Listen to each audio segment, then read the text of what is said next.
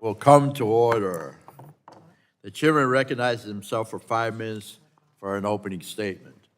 Good morning, everyone, and welcome to our legislative hearing on name, image, likeness in college athletics. I want to thank our witnesses for being here today. Your experience and insight are critical as we navigate what is arguably one of the most transformative moments in the history of college sports. In recent years, we've seen a dramatic shift in college athletes engaging in their sports, their schools, and their personal brands. The recent House versus NCAA settlement represents more than just a court decision. It marks a fundamental change in how college athletics will operate going forward. The timing couldn't be more appropriate for legislative action, in my opinion. That's why I'm leading the SCORE Act, the Student Compensation and Opportunity Through Rights and Endorsements Act, a comprehensive, common-sense discussion draft that reflects months of dialogue with student athletes, athletic directors, conference leaders, and the NCAA. This is not just another proposal. It's a targeted solution designed to bring predictability, fairness, and long-term balance to a system that has rapidly evolved without structure. The SCORE Act is built around 3 core principles. Clarity, by establishing a national standard that replaces the current patchwork of state laws. Stability, by setting reasonable guardrails around the transfer portal and NIL deals to protect both athletes and programs. And support, by ensuring benefits like scholarship protections and financial literacy programs are not optional but expected. For far too long, student athletes have operated in a gray area, empowered in some ways but exposed in others. The current model lacks the transparency and consistency that both athletes and institutions need. The SCORE Act brings that balance, in my opinion. And while today's hearing is just the beginning of a broader tri-committee process with the committees on judiciary and education and workforce, so the 2 committees, it's an important step. So 3 committees total, including this one, ANC, and the best committee in Congress, by the way. We're not here to micromanage college sports. We are here to put forward a framework that strengthens it, that ensures athletes can succeed on the field without losing sight of their future off of it. I'm proud of the work this subcommittee has done on this issue, and I look forward to working with my colleagues on both sides of the aisle to get this across the finish line. Oh, and by the way, it's great to be a Florida Gator. All right, so the chairman now recognizes the ranking member, Ms. Schakowsky, for 5 minutes for her opening statement.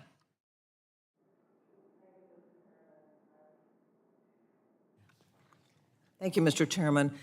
I'm happy to be here today, and in part, I believe that there is a role for the Congress, but not necessarily the one that we're looking at today. And I am looking forward to working on it further and hearing the testimony on what we really need to make sure, for me, the health and welfare of the students is the most important thing. But we have a real expert among us on all of someone who's been involved in sports all of her growing life. And I wanted to yield now to Congresswoman Trahan, and also after that, if she would yield to Congresswoman Kelly. Clark. Oh, Clark, I'm sorry, Clark, of course. Thank you. I want to thank the ranking member for yielding. I'm deeply disappointed. For the second year in a row, Republicans on the committee are advancing a partisan college sports bill that protects the power brokers of college athletics at the expense of the athletes themselves. This legislation was crafted behind closed doors with no input from Democratic members on the Energy and Commerce Committee, the Judiciary Committee, or the Education and Workforce Committee. In fact, we didn't see a draft of this bill until late last week, not because our Republican colleagues shared it with us, but because lobbyists and the members of the media got it first. I'm a former D1 athlete, and I care deeply about the future of college sports, so that when I asked the chairman about the rumored hearing today, he said he'd be happy to discuss the proposal with me beforehand. Sadly, that meeting never happened. What makes this all the more frustrating is that there is bipartisan agreement on serious problems in college sports that deserve congressional action. International athletes are being denied the same NIL rights as their teammates. Women are being left out of roster spots due to Title IX loopholes. We could be working together on solutions. Instead, the SCORE Act uses the approval of the House settlement as justification to slam the door on future progress for college athletes.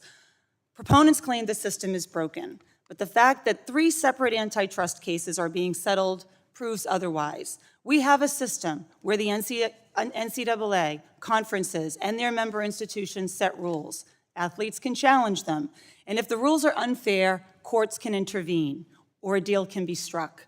This bill rewrites that process to guarantee that people in power always win, and the athletes who fuel this multi-billion-dollar industry always lose.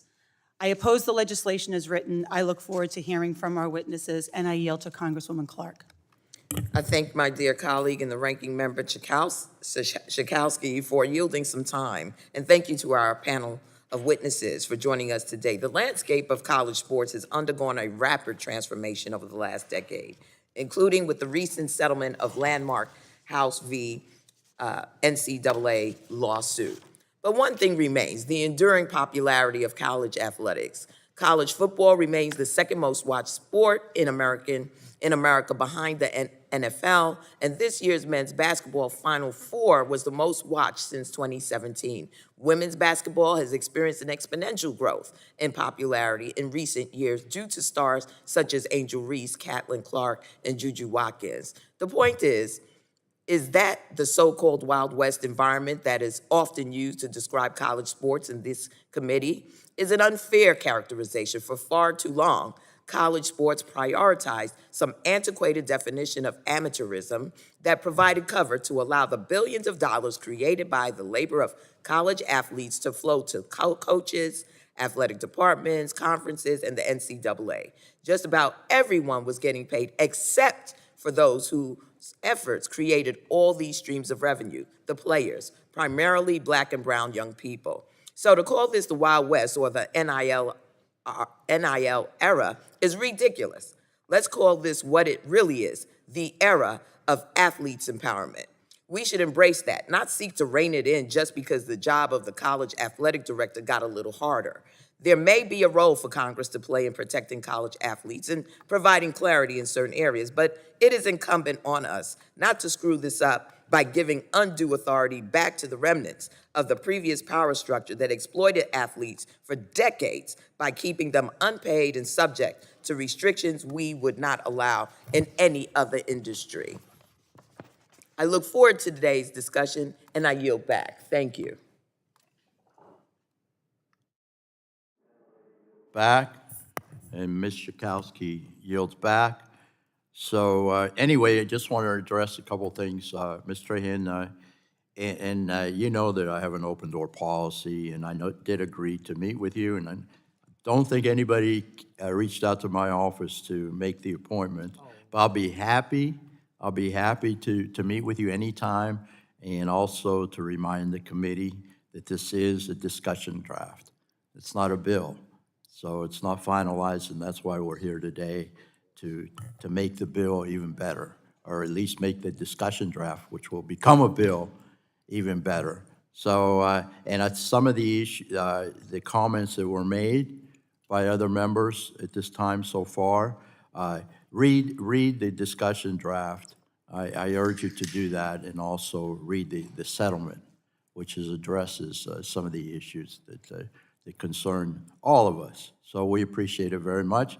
And with that, I will yield to the chairman, Representative Guthrie, from the great state of Kentucky, for 5 minutes for his opening statement. Thank you, Chair Bilirakis, and thank you for your hard work on this. And good morning to our witnesses, and thank you all for being here. And before we dive in, we need to look at name, image, and likeness agreements with our own ethics laws, because I believe August Pfluger, after his great play at third base last night, is going to be open for opportunities for his, I don't know if anybody saw his diving play on third base. All joking aside, this is a serious issue, but he did do well.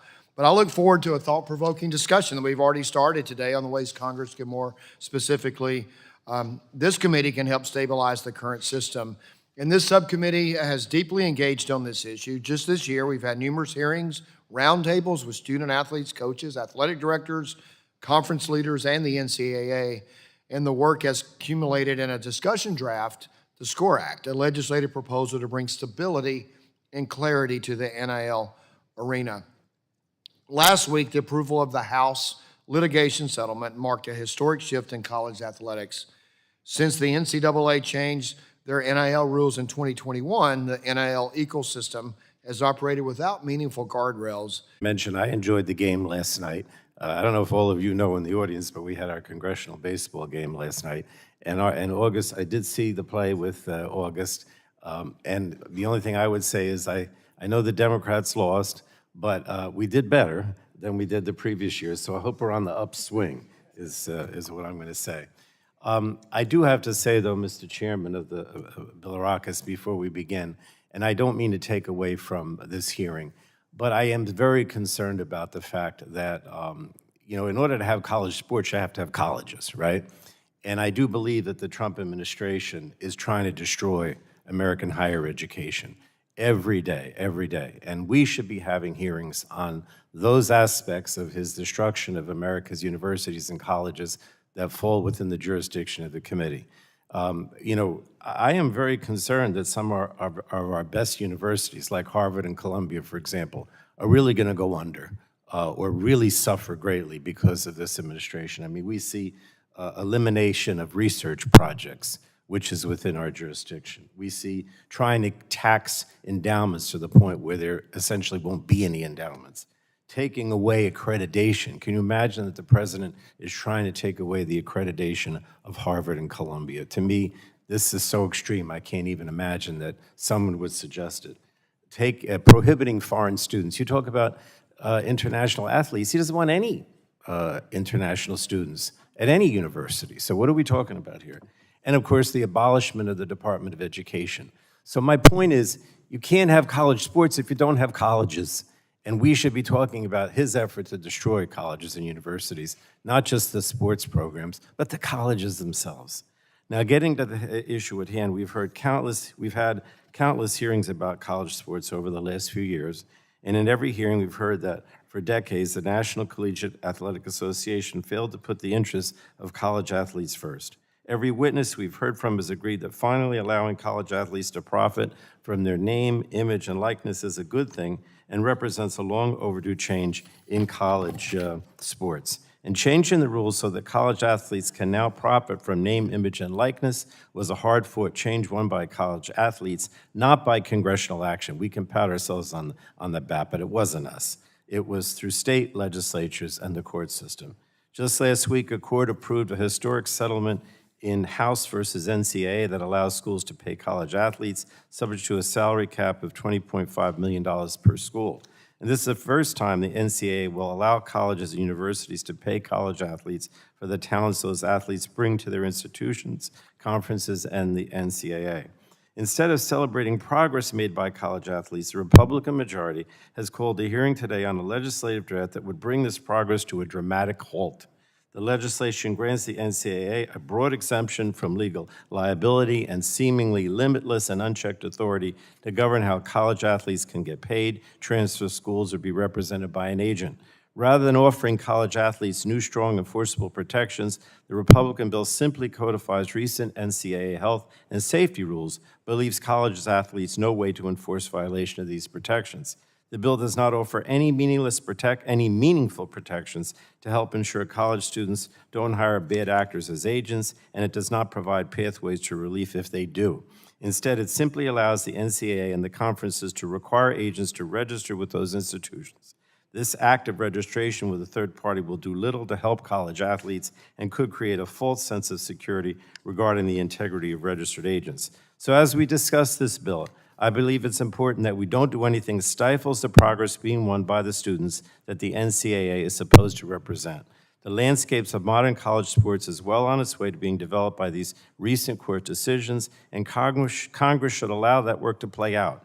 And instead, this committee should be focused on the very real issues facing colleges and universities, as well as everyday Americans. Because the bottom line is not going to be any college sports if there are no colleges, or if there are no colleges that have no money and don't have any ability to function. And that's where we're headed. That's where we're headed with the Trump administration.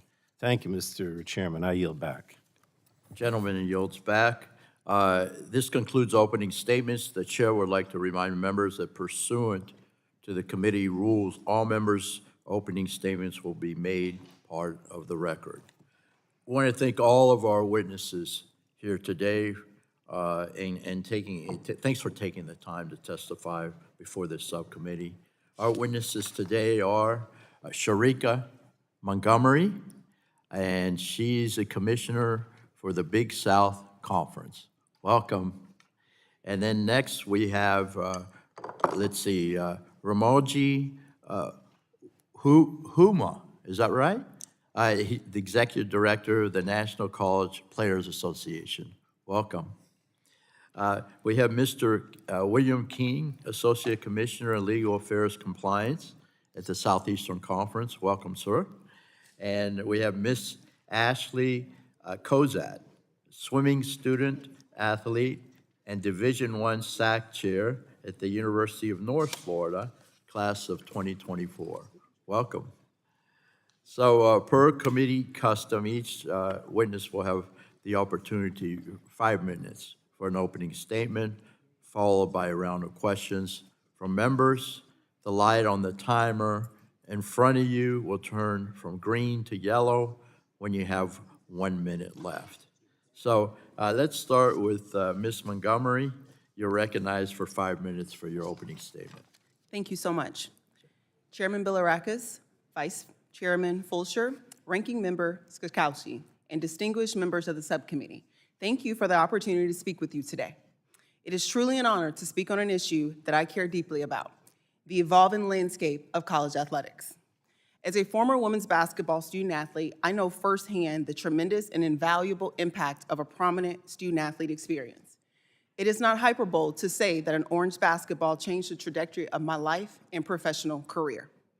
College athletics provided me with a pathway to higher education and an opportunity to compete on the Division I level. Nearly 15 years later, I have united in innate advocacy for optimal student-athlete experiences and servant and transformative leadership. I turned my avocation into my vocation. With a background in NCAA governance and compliance, I have served at all 3 levels of college athletics: a college campus, 3 Division I conference offices, and the NCAA national office. The Big South Conference includes 9 member institutions in 3 continuous states. That's North Carolina, South Carolina, and Virginia. The Big South Conference sponsors 19 championship sports while providing supreme academic experiences and highly competitive athletics to nearly 3,400 student athletes. For over 40 years, the Big South Conference has been unwavering in its commitment to fostering the academic, personal, social, athletic, and leadership development of its student athletes.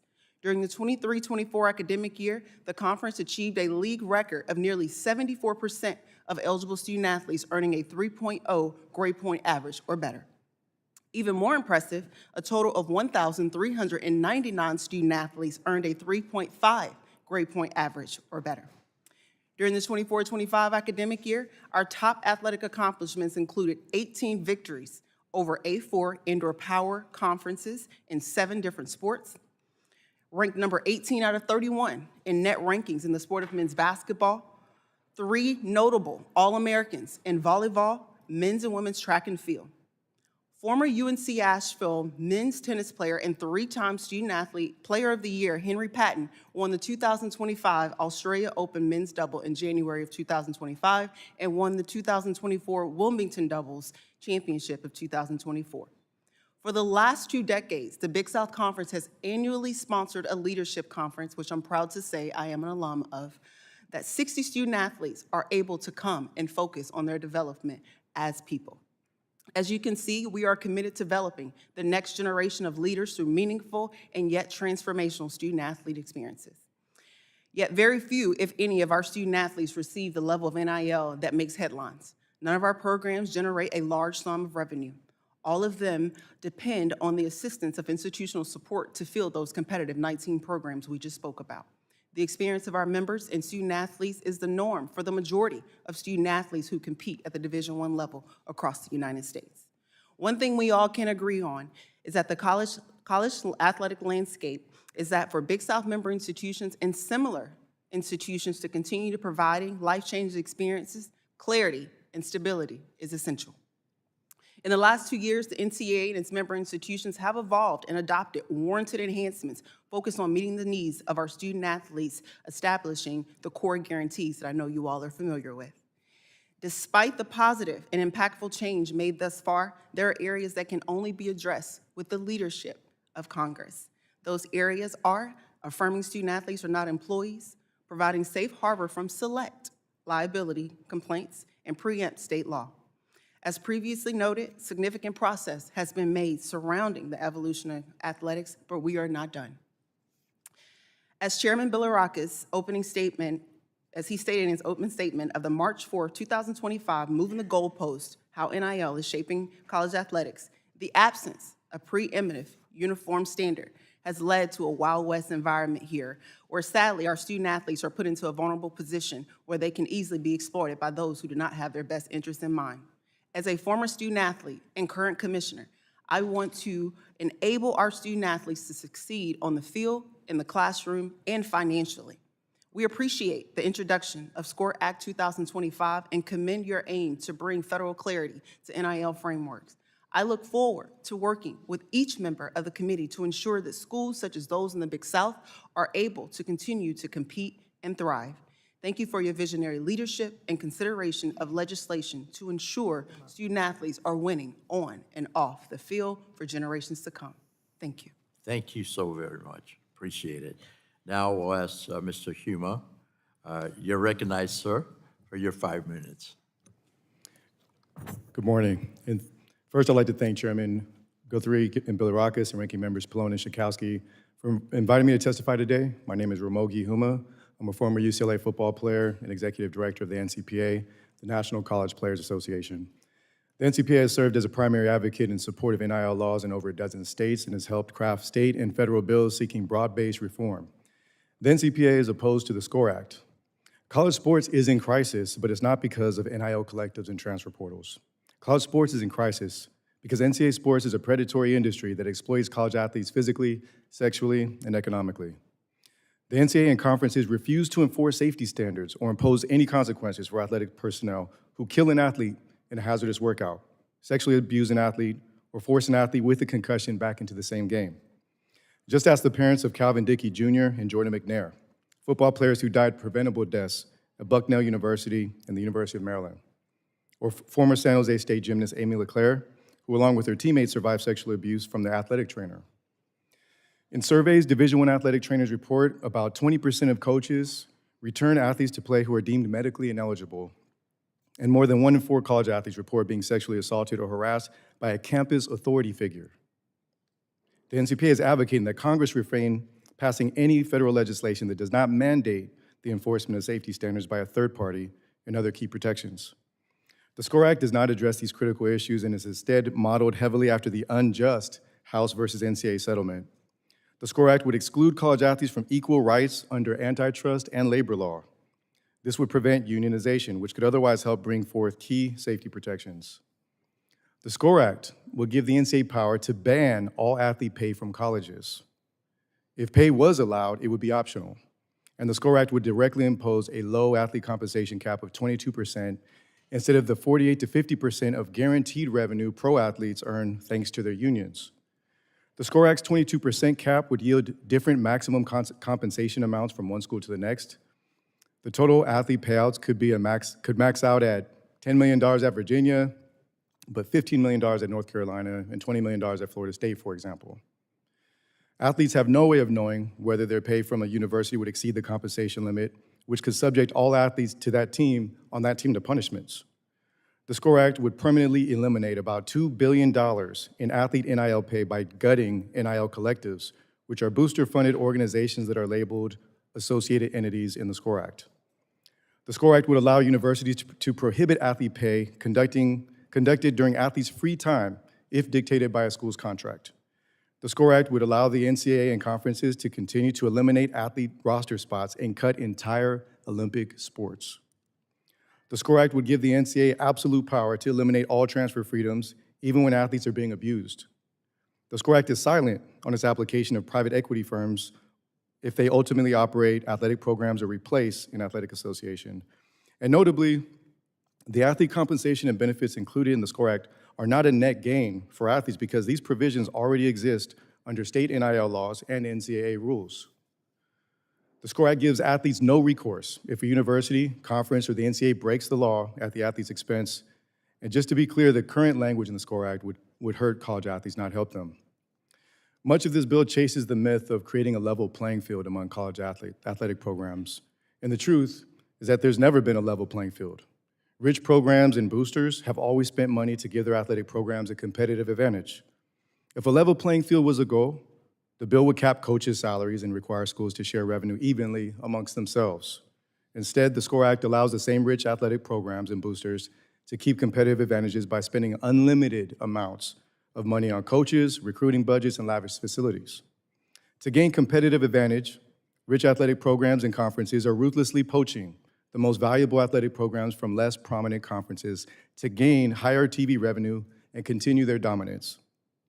Congress shouldn't pass legislation to deny college athletes billions of dollars so that the NCAA and conferences can pretend a level playing field exists. Finally, the NCPA is supportive of a transfer structure that's less chaotic, but we point out that the athletes didn't adopt unlimited transfer freedoms and scheduled transfer portals in the middle of the football postseason and spring football. The NCAA did. I look forward to your questions. Thank you. Gentleman yields back. Now I'll recognize Mr. King for your 5 minutes testimony. Thank you again for being here. Good morning, Chair Bilirakis, Chair Guthrie, Ranking Member Schakowsky, and Ranking Member Pallone, and distinguished members of the subcommittee. On behalf of the Southeastern Conference and its 16 members, thank you for the opportunity to share my views on these important issues in college athletics today. My name is William King. I'm Associate Commissioner for Legal Affairs and Compliance at the Southeastern Conference. Prior to joining the SEC nearly 10 years ago, I spent 25 years in private law practice where I specialized in representing universities, coaches, and occasionally student athletes in NCAA infractions matters. I represented universities throughout the country, often working to help athletes stay or get back on the field or court to play their sports. Over the past year, I have spent most of my time working with my colleagues to be prepared to successfully implement the exceptional changes in college sports reflected in the House versus NCAA settlement, which includes a new revenue share model between institutions and their student athletes. This implementation must be done in a manner that preserves the attributes that make college sports such a unique and special part of American culture. My one remaining professional goal is to help create a solution that provides stability for college sports, treats all college athletes fairly, and allows schools to continue to sponsor a broad range of sports that create opportunities for athletes to earn college degrees when otherwise they might not have attended college. The timing for this hearing is especially good after the court's approval of the House settlement on Friday night, as the court's decision helps frame the issues for discussion today. I will focus in these remarks on why congressional action is needed now more than ever after the settlement approval to provide stability for the future of college sports. Federal legislation is needed to codify the key elements of the settlement. That's revenue sharing with student athletes and reasonable NIL regulation. These key tenets are needed in federal legislation because they are not included in and could not be achieved in the House settlement agreement. Only Congress can do that. First, we need preemption of state laws governing name, image, and likeness and compensation of college athletes. The current environment in state legislatures has devolved into competitive lawmaking intended to give universities in a particular state meaningful advantages in recruiting and competition, and in some states even prevent enforcement of national rules related to name, image, and likeness. We need a federal law that creates a uniform national standard with meaningful enforcement and preempts state laws that conflict with the federal law. Next, we need liability protection or safe harbor for conduct that complies with the federal law. We do not seek broad antitrust exemption or blanket antitrust immunity. What we seek is more limited than that, protection from lawsuits that challenge conduct and regulations that are consistent with or codified in a federal law passed by Congress. Third, Congress needs to address the issue of college athletes as employees. The SEC athletes we speak with, we have 4 leadership councils. They tell us they do not want to become employees of their universities. Putting aside their views, which should not be put aside, the financial impact of employee status for college athletes would be devastating and force many Division I schools to abandon athletics altogether, while those with greater resources would likely reduce the number of sports they offer or otherwise alter the student-athlete experience. We're the only country in the world where elite athletes do not have to choose between education and their sports, but instead can use their athletics ability to receive a college education for free while pursuing their athletic goals at the same time. College athletics programs are the Olympic development program for many sports, and the United States Olympic development model is the envy of many countries. I am concerned this system is at risk if Congress does not act.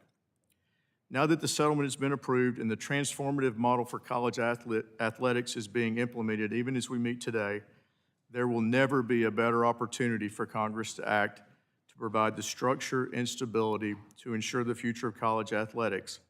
Thank you for the opportunity to share my views on these topics, and I look forward to a productive discussion today. Thank you. Thank you, Mr. King. Appreciate it very much. Next, we have Ms. Kozad. You're recognized for 5 minutes for your opening statement. Good morning, Chairman Bilirakis, Ranking Member Schakowsky, and distinguished subcommittee members. My name is Ashley Kozad. I am a former swimming student athlete at the University of North Florida, more simply known as UNF. As a freshman walk-on, I was hopeful of proving myself to my coaches and peers in and out of the pool. Over the course of the 5 years that I attended UNF, I earned 3 degrees, an athletic scholarship, and held numerous leadership positions and advocacy roles. As a freshman, I quickly became involved with the Student Athlete Advisory Committee, or SAC, and held numerous positions at the institutional, conference, and national level. I was nominated in June of 2022 to serve as the Atlantic Sun Conference Division I SAC representative. After 2 years of service, I was elected chair of the Division I group for a 1-year term. Serving as the collective voice for over 190,000 Division I student athletes changed my perspective on the importance of advocacy and sharing individual stories. Being one of 2 student athletes that served on the NCAA Division I Board of Directors, I understood how important it was to share both my own perspective in addition to the thoughts and concerns of the student athletes I represent around this nation. Throughout this experience, 2 continual issues always resurfaced in my conversations: name, image, and likeness, or NIL, and employment. In July of 2021, the NCAA removed their bylaws regulating NIL and ultimately gave student athletes the right to capitalize on their name, image, and likeness. While it is evident that NIL has had positive impacts on student athletes, the lack of transparency and the lack of uniform regulation due to differing state laws has created an unstable environment. In the process of writing my testimony, the House vs. NCAA settlement received final approval. This approval will positively change college athletics in numerous areas, including NIL. In addition to allowing schools the option to direct new financial benefits to student athletes, part of the agreement of the settlement is the NIL clearinghouse. Student athletes will be required to report any NIL deal and/or earnings over $600 to the clearinghouse. This will create much-needed transparency for institutions and student athletes across Division I. However, the hodgepodge of state laws remains a nightmare for student athletes who are often unsure of what rules apply where and to whom. It is imperative that Congress take action to establish federal guidelines surrounding NIL so that student athletes are on the same playing field across institutions over state lines as to diminish the confusion and competitive advantages created by conflicting state laws. While student athletes are capitalizing on their NIL, the conversation surrounding employment status is routinely discussed. While classifying student athletes as employees may seem logical because of the time we pour into our sports, it would be incredibly detrimental for the majority of student athletes. Most institutions would not be able to afford an employee model and would only have the funds to sponsor a football or basketball team. This model would decimate opportunities for athletes like me and thousands of others throughout the country. Congressional action to affirm the non-employee status is vital for preserving the collegiate model and guaranteeing a future for Olympic and non-revenue generating sports.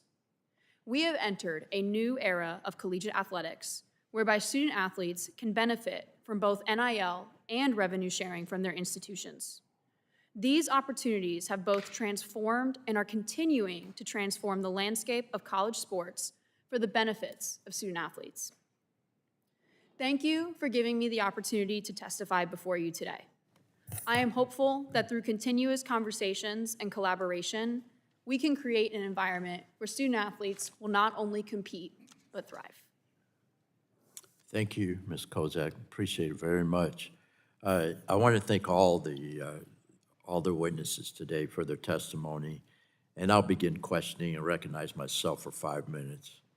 Mr. King, I'd like to start with you. Over the last several years, we've seen the pendulum swing dramatically when it comes to the transfer portal.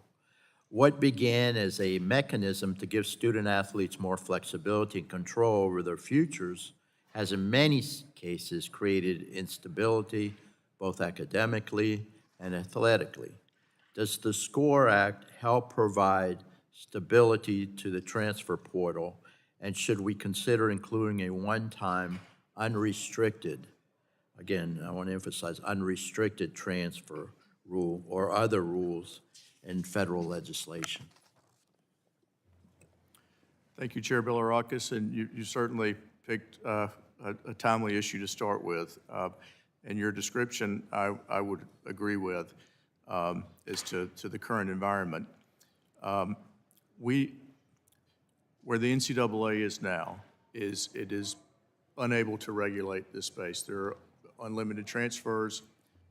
Some athletes you're seeing transfer 3-4 times. We'll talk about the educational consequences later. Let's just talk about the competitive first. We need the ability to regulate in this area.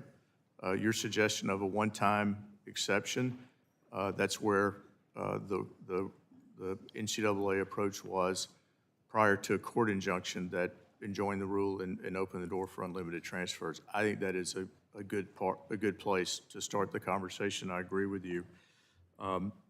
In addition to creating a system where there is greater stability in the system, where athletes know who their teammates are going to be, and it's not a constant turnover semester after semester, there's definitely an educational component that sometimes is left out of the conversation.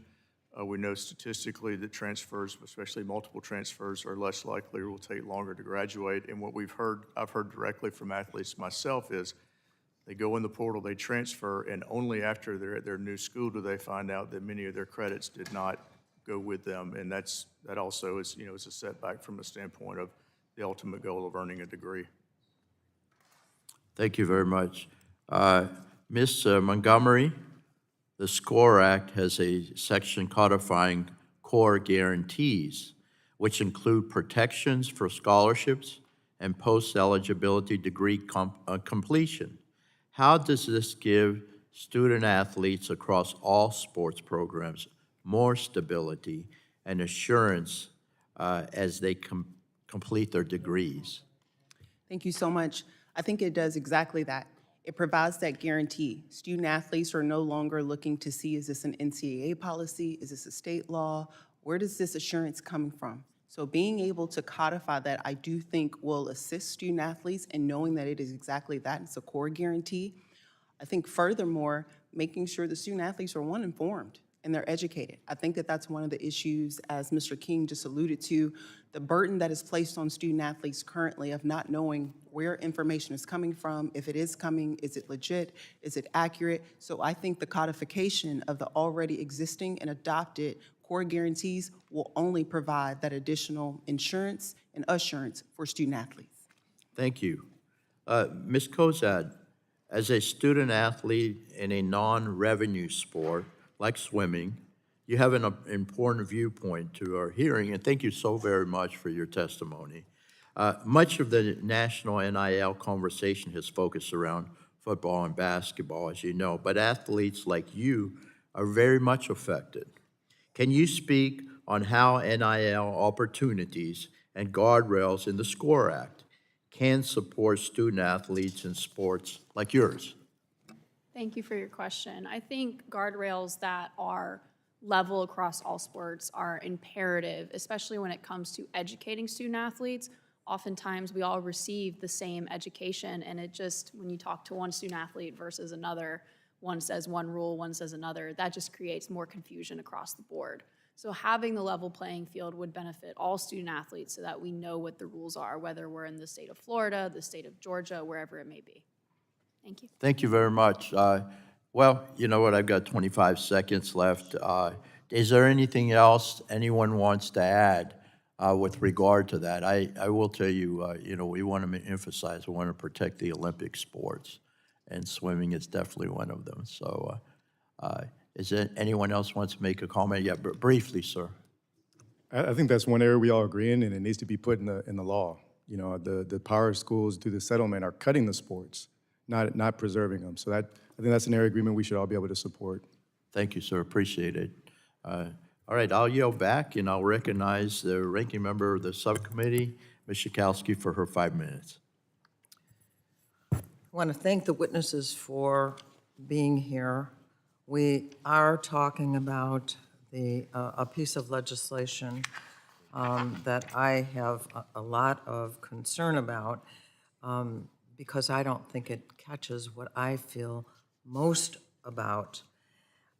So the SCORE Act, I think, is certainly just the beginning.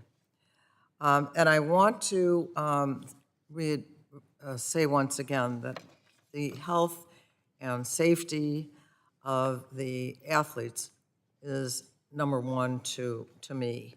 And that seems to me to call on us to do something to make sure that we really do protect our athletes. And so, Mr. Suma, I wanted to ask you what you think we should be doing to make sure that we protect our students. Well, thank you very much for that question and your concern and all that you've done for college athletes and advocated for over the last number of years. You know, the NCAA's position is that it has no duty to protect college athletes.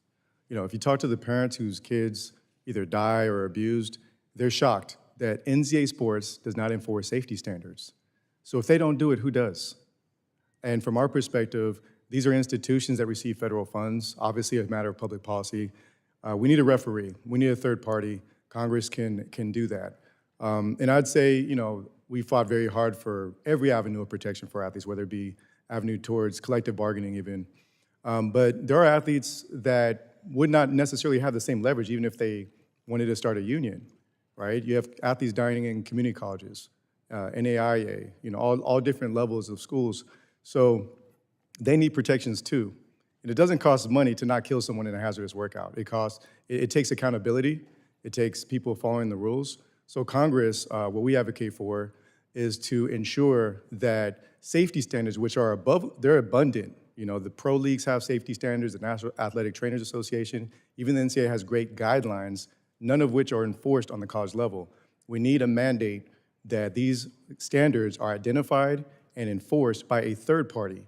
Because right now, you have a bunch of guidelines. The NCAA says, hey, well, our schools self-police. And the schools, there's no accountability. So the athletic trainers, the coaches, they're really uninformed. And that can create deadly situations. So self-policing is a recipe for disaster. And we don't want to see that. So Congress definitely has a role to play. So do you think there has to be something universal that should be brought into the Congress and into law?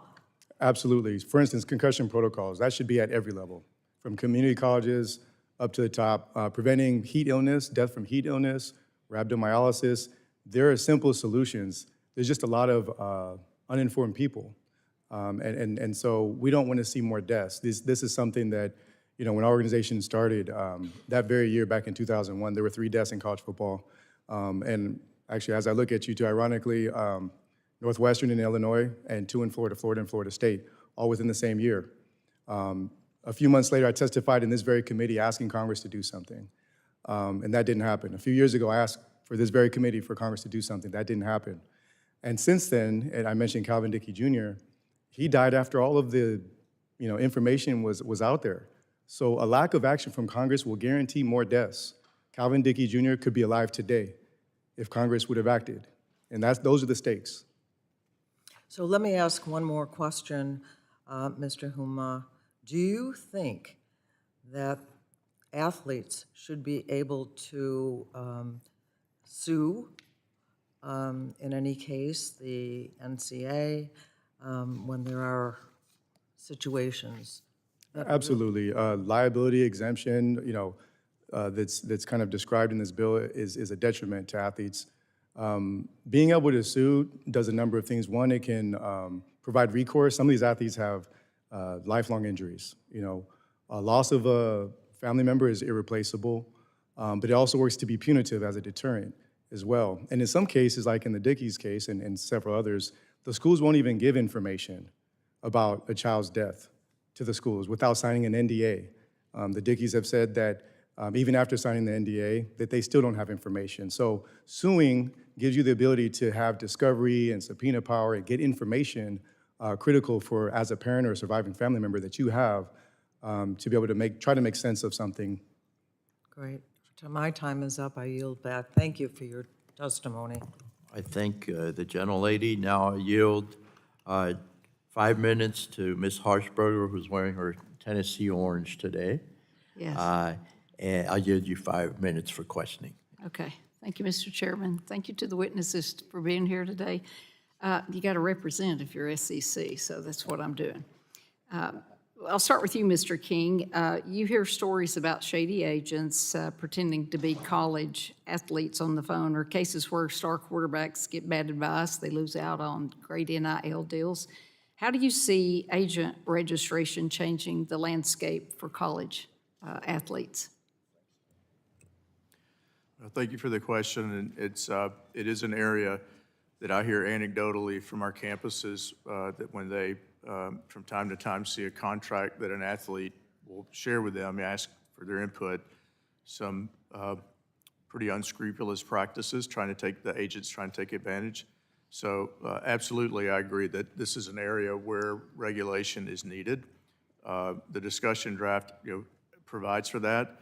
The real solution, however, lies in the process for discipline and consequences to encourage agents to not even engage in that conduct to begin with, to not take advantage. And then I think as part of registration process, I think in the past it has been difficult, but to have meaningful criteria that must be met, not too much, but that some general showing of aptitude to represent athletes in these matters, and then when they take advantage of them, to have very meaningful Stiff consequences. penalties. Okay, thank you, sir.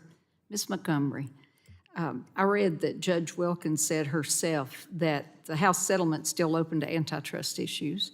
Do you anticipate that colleges and universities could be the subject of such lawsuits, and do you think there's room for liability protections for schools as well? Thank you so much for the question. You're exactly right. Even with the House settlement being recently approved, not even a week ago, tomorrow, we've already seen some concerns that have been voiced with regards to challenging some of the aspects. One specifically is Title IX, which we know that that's an area continued to be of concern. Absolutely. Albeit, I think it goes back to not complete liability protections, but there are some areas that I think would be appropriate so that the NCAA, its member institutions, as a national organization, has an opportunity to not only create but enforce rules to not prohibit or restrict student athletes, but more so to protect. But to answer your question in short, I do see that there will continue to be some areas of liability and/or litigation. Very good. I'm going to continue with you, ma'am. As a former student athlete and now commissioner of the Big South Conference, you go, girl. Okay. Thank you. I'd love to know your thoughts on the future of these agreements between schools and student athletes, and do you think these revenue-sharing agreements will bring stability to college athletic rosters? Yes, and thank you for the question again. I do think that it will bring a level of stability. That is one of the reasons, and specifically member institutions of the Big South Conference, not all 9 of us are opting in to those opportunities for various reasons, but of the 4 who have decided to opt in thus far, that's one of the primary reasons. It's being able to bring in some of those collective actions, some of those opportunities that we've seen previously in-house to make sure there is no nefarious activity going on. Yeah. Student athletes aren't being promised things that an institution will not be able to commit to. So I think with contracts and with more institution and student athlete engagements and agreement, there will bring a level of stability. Okay. You talked about Title IX. It doesn't appear the legislation addresses the topic of Title IX. And aren't there pending or expected Title IX lawsuits related to the topic of NIL? And should Congress address these questions as we develop a national solution? Yes, as a former women's basketball student athlete who I've benefited tremendously from Title IX, I think this is an area that we as leaders, both within our association as well as the leaders of Congress, should continue to give a significant amount of attention to. Obviously, we're only a week out, so there's still a lot of questions about the application and the implications of Title IX, but I would 100% support continued attention given to this area. Thank you, ma'am. Mr. King, I've got about 30 seconds left. Can you talk to us about the financial viability of SEC athletic programs and the difference between revenue and non-revenue programs? Absolutely. So generally speaking, there are 2 sports that generate the vast majority of the revenue. No surprise there, football and men's basketball. Yeah. And the funds from those sports are used to support the other sports. And in our conference now, obviously, we are fortunate to be in the position that we're in. But I hear regularly from our people on campus just how difficult it is to try to make everything work in this current environment, in many ways unregulated. And that with the additional expenses from the settlement, which we're very glad the settlement was approved, look forward to implementing it, that job will become even more difficult. And we've already alluded to this, that there have been and will be difficult decisions to make if we are unable to get some certainty in some areas through federal legislation. Those decisions will expand and be even more difficult. Okay, thank you, sir. My time is up, so I'll yield back. Thank you. Appreciate it very much. Now I yield 5 minutes to Mr. Soto from the great state of Florida. You're recognized, sir. Thank you, Mr. Chairman, and it's a great time to congratulate the Gators once again on a basketball national championship. We know we, as Americans, love college sports. That's why we're here. That's why we're all so passionate about this. We also know it's a huge business, which is why in Alston v. NCAA, no one was surprised that there was a unanimous decision regarding antitrust and making sure that students have economic rights, that the financial straitjacket is lifted. We also see in all major professional sports leagues, they have players' unions. all Americans have a First Amendment right to form a union. All Americans also have a right to representation by an agent. And our college athletes deserve those same rights. Mr. Chairman, would you mind, since it's a discussion draft, yielding to a question about college players' unions? Because there's not a lot of information in Section 8. Does this discussion draft ban college players' unions, or does it just simply regulate them? This particular discussion draft does not, we don't have jurisdiction. So this is clearly E&C jurisdiction as far as this draft is concerned. Okay, thank you. Yeah, just because it's kind of general in Section 8 right now. And then the only other question, does it regulate transfer portal in any way? I didn't see anything in there, but I've heard some of the witnesses talk about it. Yeah. Well, at this particular time, it allows the creation of rules with regard to transfer portals. I have some suggestions, and I'd be happy to talk to you about that as well, Mr. Soto. I'm sure we all have opinions about the transfer Absolutely. portal. That's not a shock. Thank you, Mr. Chairman, for yielding. That was very helpful. Mr. Huma, you had mentioned in your testimony you thought that because it exempts from labor laws our college sports, that it would violate unions. Can you go into that or prevent unions? Can you go into that a little more, even though some of that may be beyond the committee's jurisdiction? Sure. So the draft states that college athletes would not be defined as employees under any federal law. That includes the National Labor Relations Act. That's a federal law. And the right to organize falls under that law. So if college athletes are not employees under any federal law, that would capture the National Labor Relations Act as well. Therefore, they would have no rights to organize or collectively bargain. And so even beyond that, there still might be a First Amendment issue with this legislation because the right to unionize is protected by the First Amendment. So what could that mean as far as trying to resolve this issue?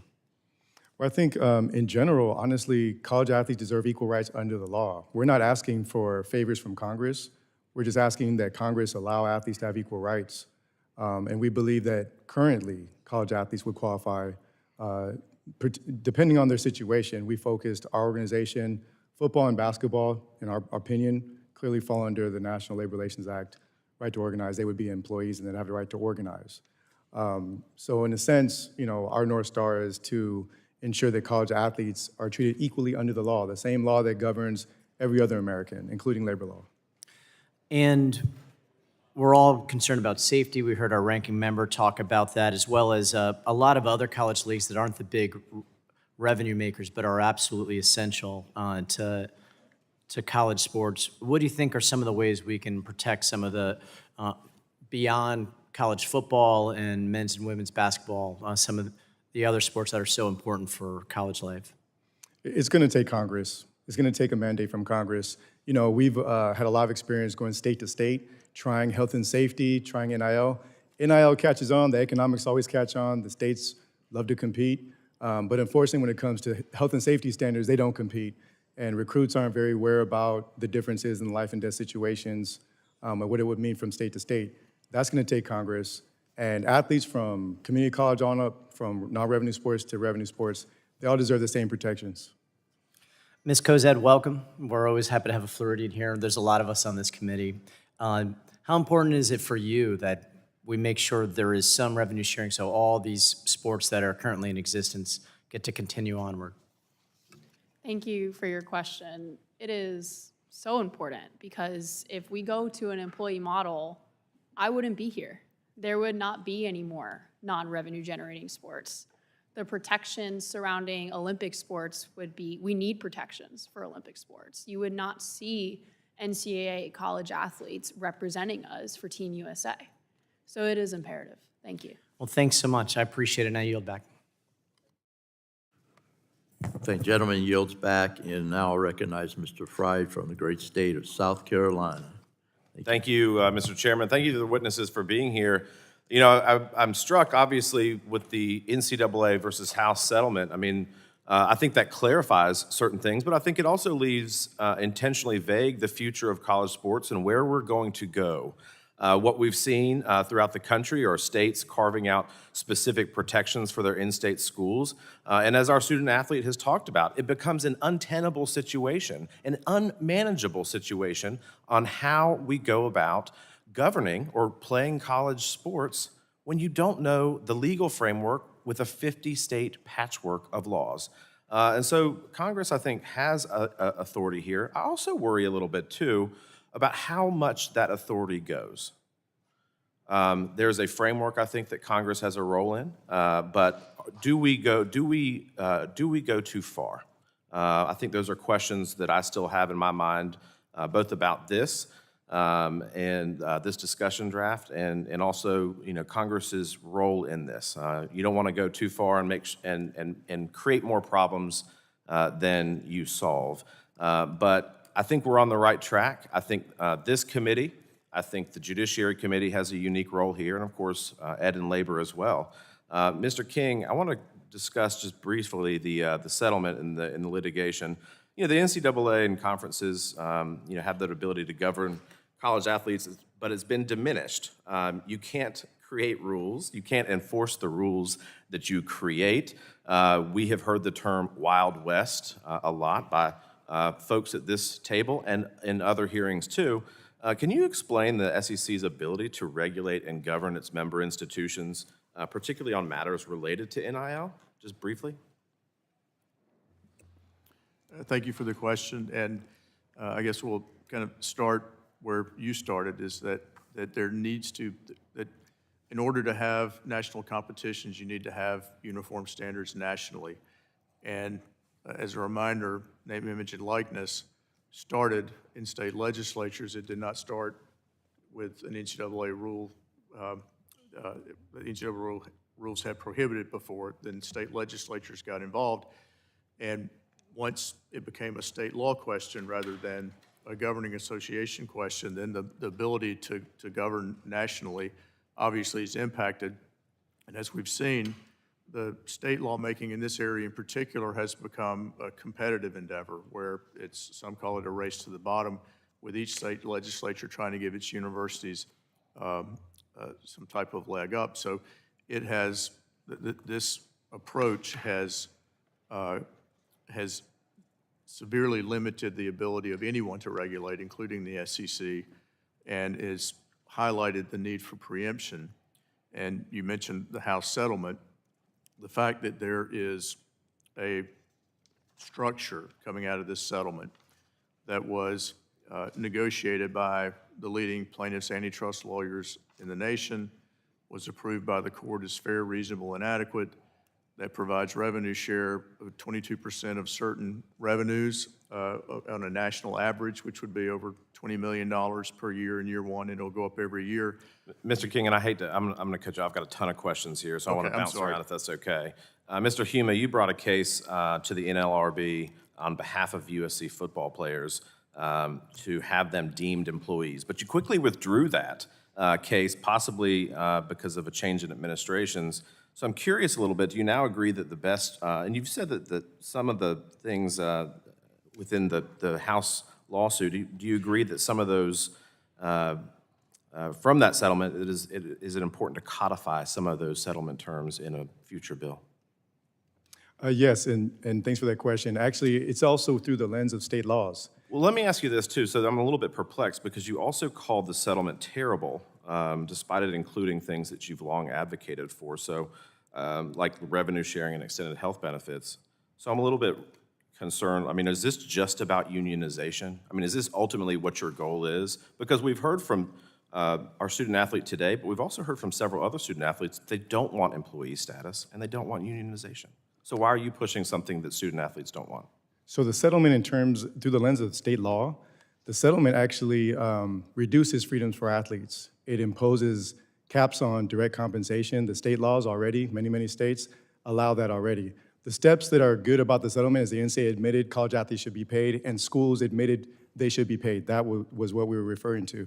The state laws are really important to hold the door open, whereas the settlement tries to shut the door on NIL collectives, $2 billion, and cap at a low percentage optional compensation paid to college athletes. And those are some of the reasons why we oppose the settlement, including cutting 5,000 rosters across Division I sports.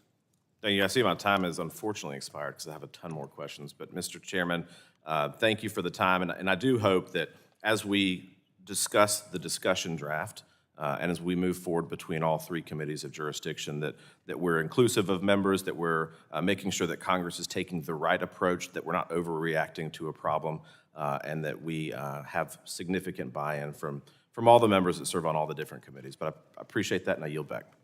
Agreed. The gentleman yields back. Now we'll ask Mr. Mullen to go ahead and proceed with his 5 minutes of questioning. Thank you, Mr. Chairman, and thank you to our witnesses for being here today. There is no denying that the college sports landscape is shifting rapidly. The amount of money flowing through this ecosystem, from media deals to NIL agreements, is staggering. But for all the talk about stabilizing the system, I think we should be asking stabilizing for whom? Because from where I sit, a lot of what's happening right now, conference realignments, rush rule changes, and patchwork policies, seems to prioritize institutions and revenue over the athletes themselves. We've seen conferences chase bigger media deals at the expense of athletes who now have to fly across the country just to compete in a conference game. That may make sense on a spreadsheet, but does it make sense for a 19-year-old balancing practice, travel, and a full course load? I'm concerned that the SCORE Act, as drafted, proposes a framework that is more focused on regulatory certainty for schools than on protections for college athletes.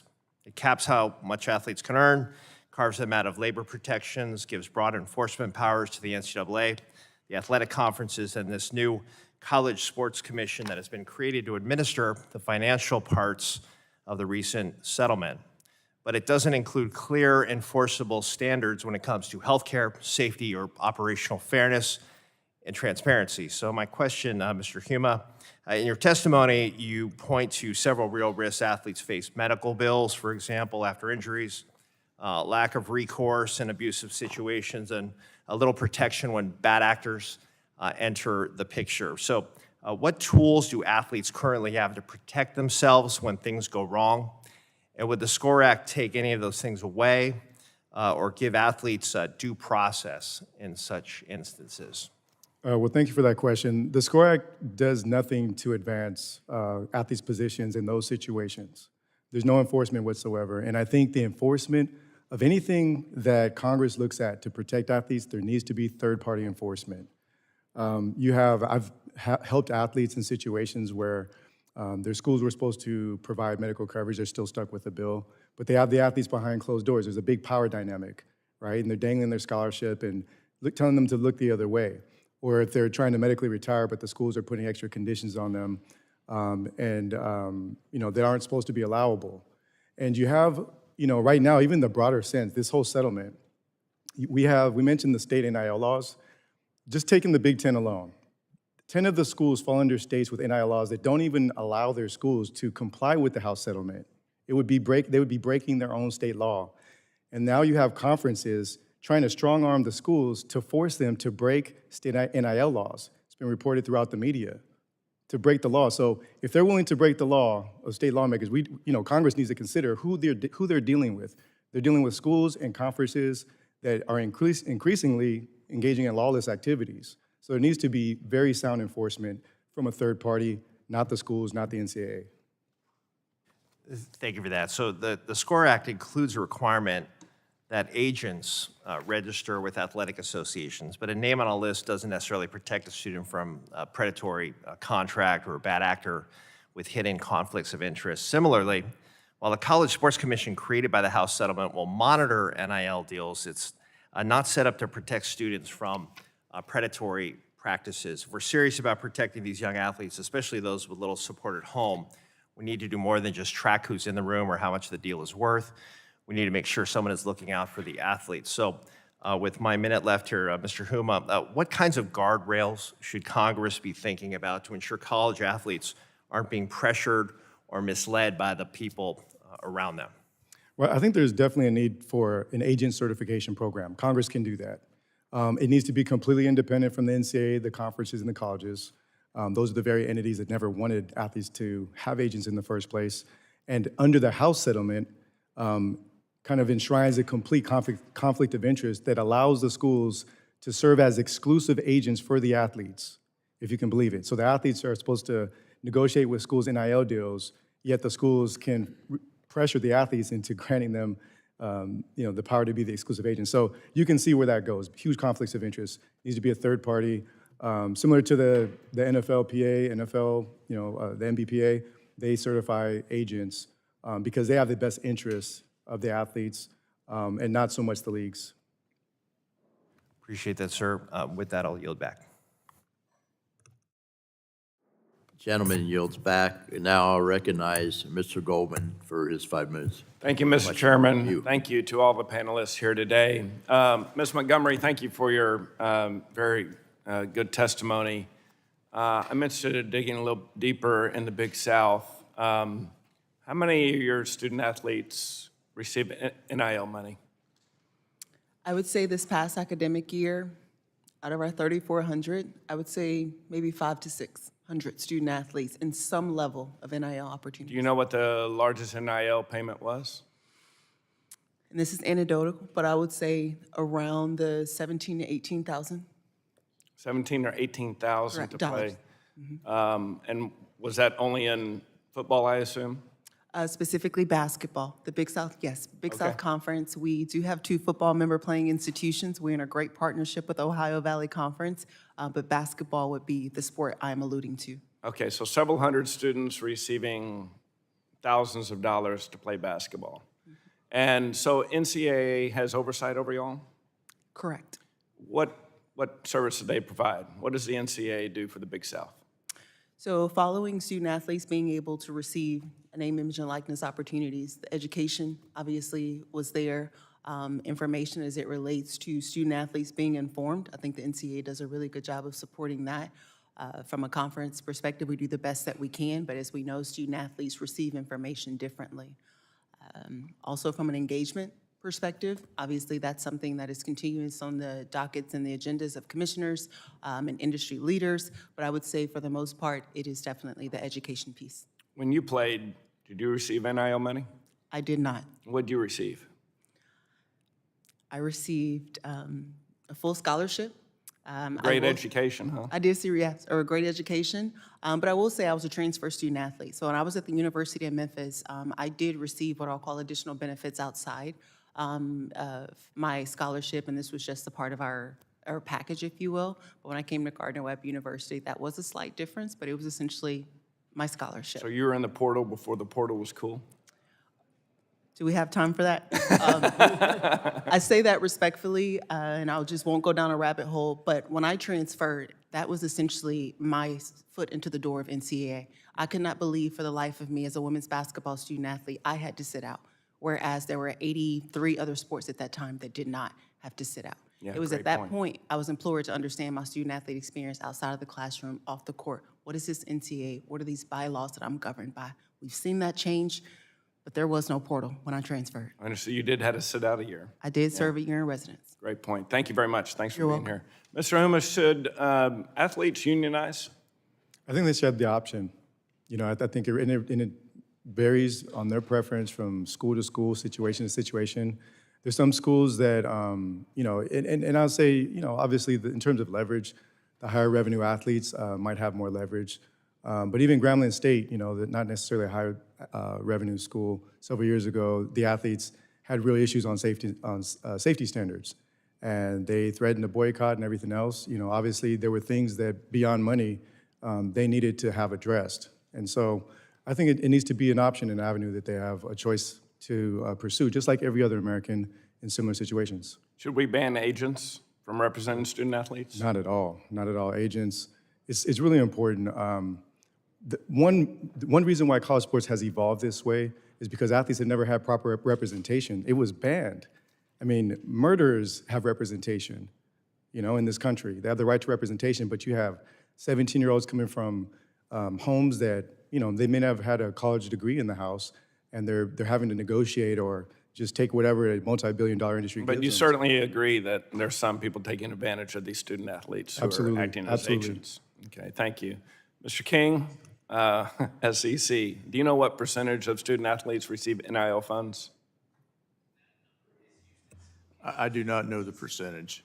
Yeah, but I would think it would be higher than 500 or 600. well, let's put it this way. 90%, 80%, 90% of the college football athletes in the SEC, do they receive NIL funds? You know, rough estimate? Yeah, I don't have a rough estimate, but I would not be surprised if the number you quoted is accurate. You know what the largest payment is to one individual athlete? I do not. The agreements are not reported to the conference office. Right now, they're not reported anywhere. And overall, what does the NCAA do for the SEC? It certainly provides structure. It provides excellent championships. It's provided oversight and instruction. Excellent revenue-producing championships? Some, not all.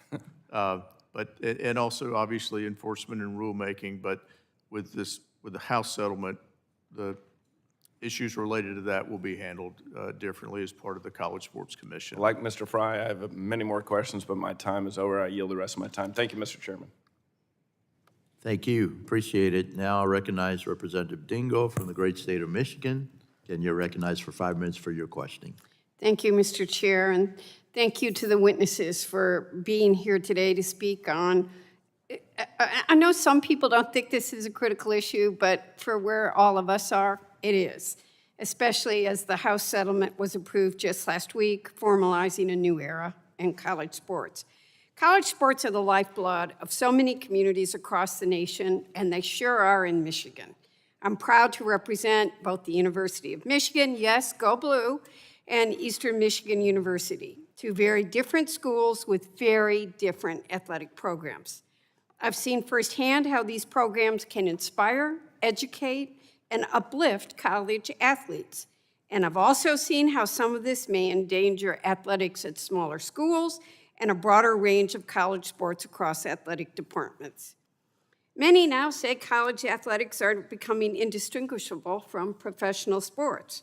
While this may be true for a small number of athletes at a few schools, it doesn't reflect the reality for most athletes. And people are asking, why do we need federal rules? Shouldn't we just let the House case play out or the House settlement play out?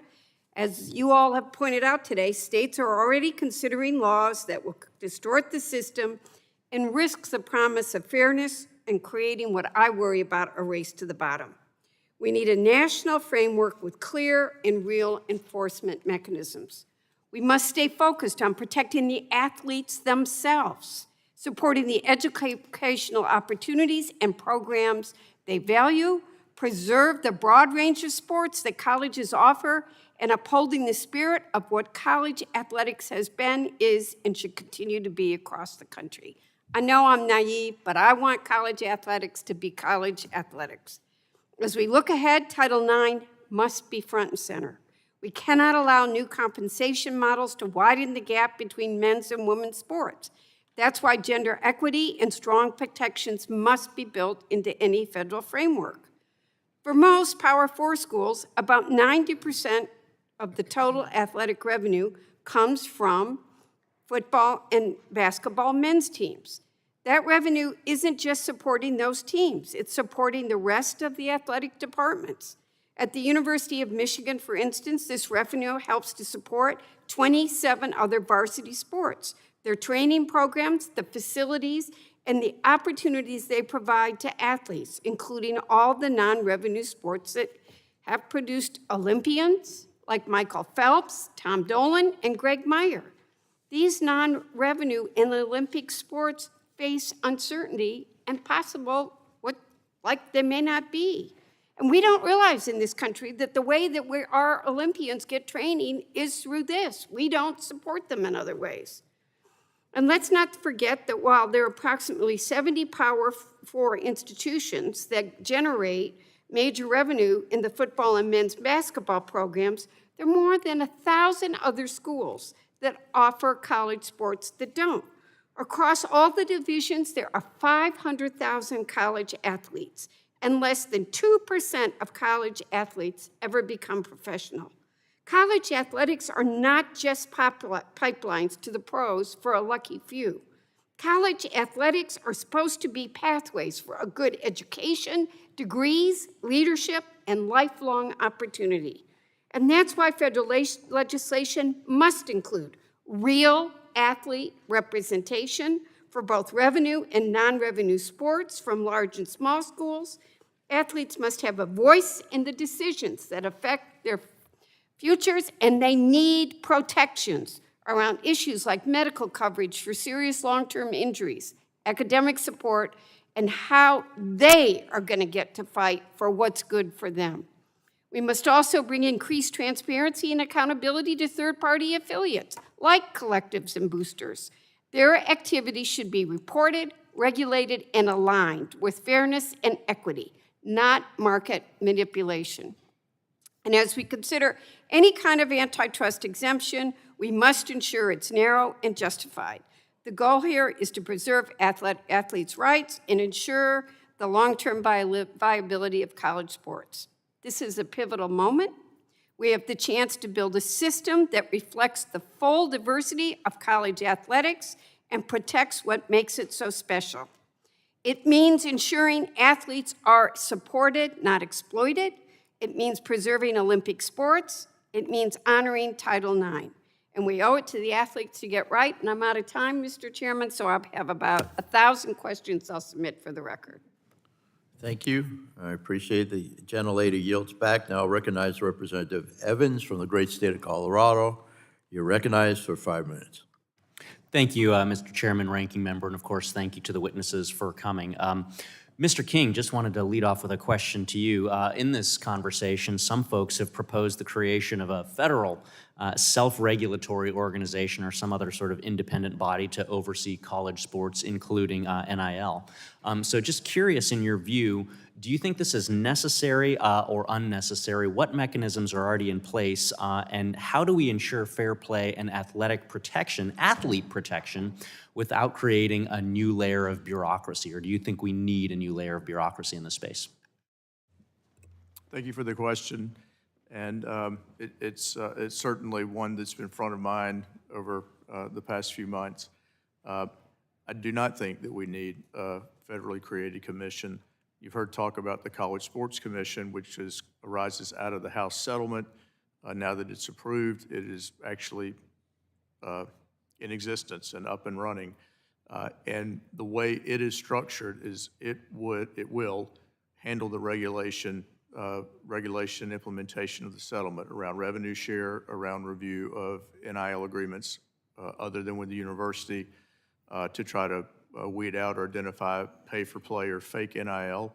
And so I believe that structure will serve its role well in that area. It will have a separate enforcement arm. It will be not an additional layer of bureaucracy. We don't need that. It will be a new approach to these issues related to the House settlement. Thank you. And kind of following up on that, in a previous career, I was a cop, which meant that I worked with a lot of bail recovery agents. And once I became a supervisor and had to kind of sort out these things on the streets from my perspective as a police officer, police sergeant, I learned there's actually, in my state, there's bail bondsmen and bail recovery agents. The bondsmen have to be registered. The agents don't. And so I kind of use that as an analysis to how do we have the appropriate level of regulation in this space for agents that are representing student athletes to make sure that they're doing the right things and we don't have a Wild West situation that's going on, which unfortunately sometimes I saw in the unregulated component of interacting with bail recovery agents in my state. So I know we've talked about it a little bit. Can you just talk about how the previous bodies you've discussed would have the ability to have that appropriate regulation to make sure that we're taking care of our student athletes without an additional layer of bureaucracy? Yeah, thank you. I think we've all talked about that there is absolutely a need for meaningful regulation of agents as a way to protect student athletes. Given where we are in college athletics now, the question of whether athletes need agents or not, that's gone. We all agree that they should have the right to have that representation and that we need to know who they are. We need to know that they meet minimum qualifications, and then we need to know when they don't fulfill their professional obligations to their clients. We need to know that so that they can be the appropriate consequences. And the draft discussion provides a mechanism to at least require them to identify themselves, but I think that's a conversation that it needs to continue to the next level, to the issues you raised about how do we most efficiently, effectively regulate with the least amount of bureaucracy. Thank you. And switching to Ms. Kozad, student athlete. We want to make sure that student athletes are at the table, that your voices are heard when we're having these conversations about the sports, because ultimately y'all are the central focus of this whole conversation. So can you just share a little bit more about how you were able to make an impact in this space as a student athlete, especially when you were serving on a board in the NCAA? For sure. Thank you for that question. I served on the Division I Board of Directors for a one-year term. I actually rolled off like 10 days ago. And before that, I served on 3 separate NCAA committees. A majority of NCAA committees have student-athlete representation. And as we speak right now, the NCAA is undergoing governance structure changes that will increase student-athlete representation in the future.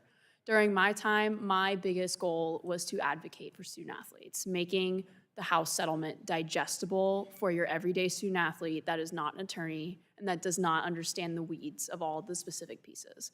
And that was something that I really, really pushed for back in October in our in-person meeting when student athletes were scared of what was happening within the House settlement, and we wanted to make it as digestible and understandable as possible. Thank you.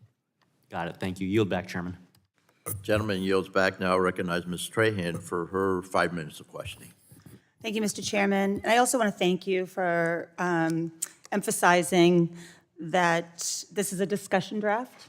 I look forward to getting on your calendar and working with you to ensure that this legislation is bipartisan.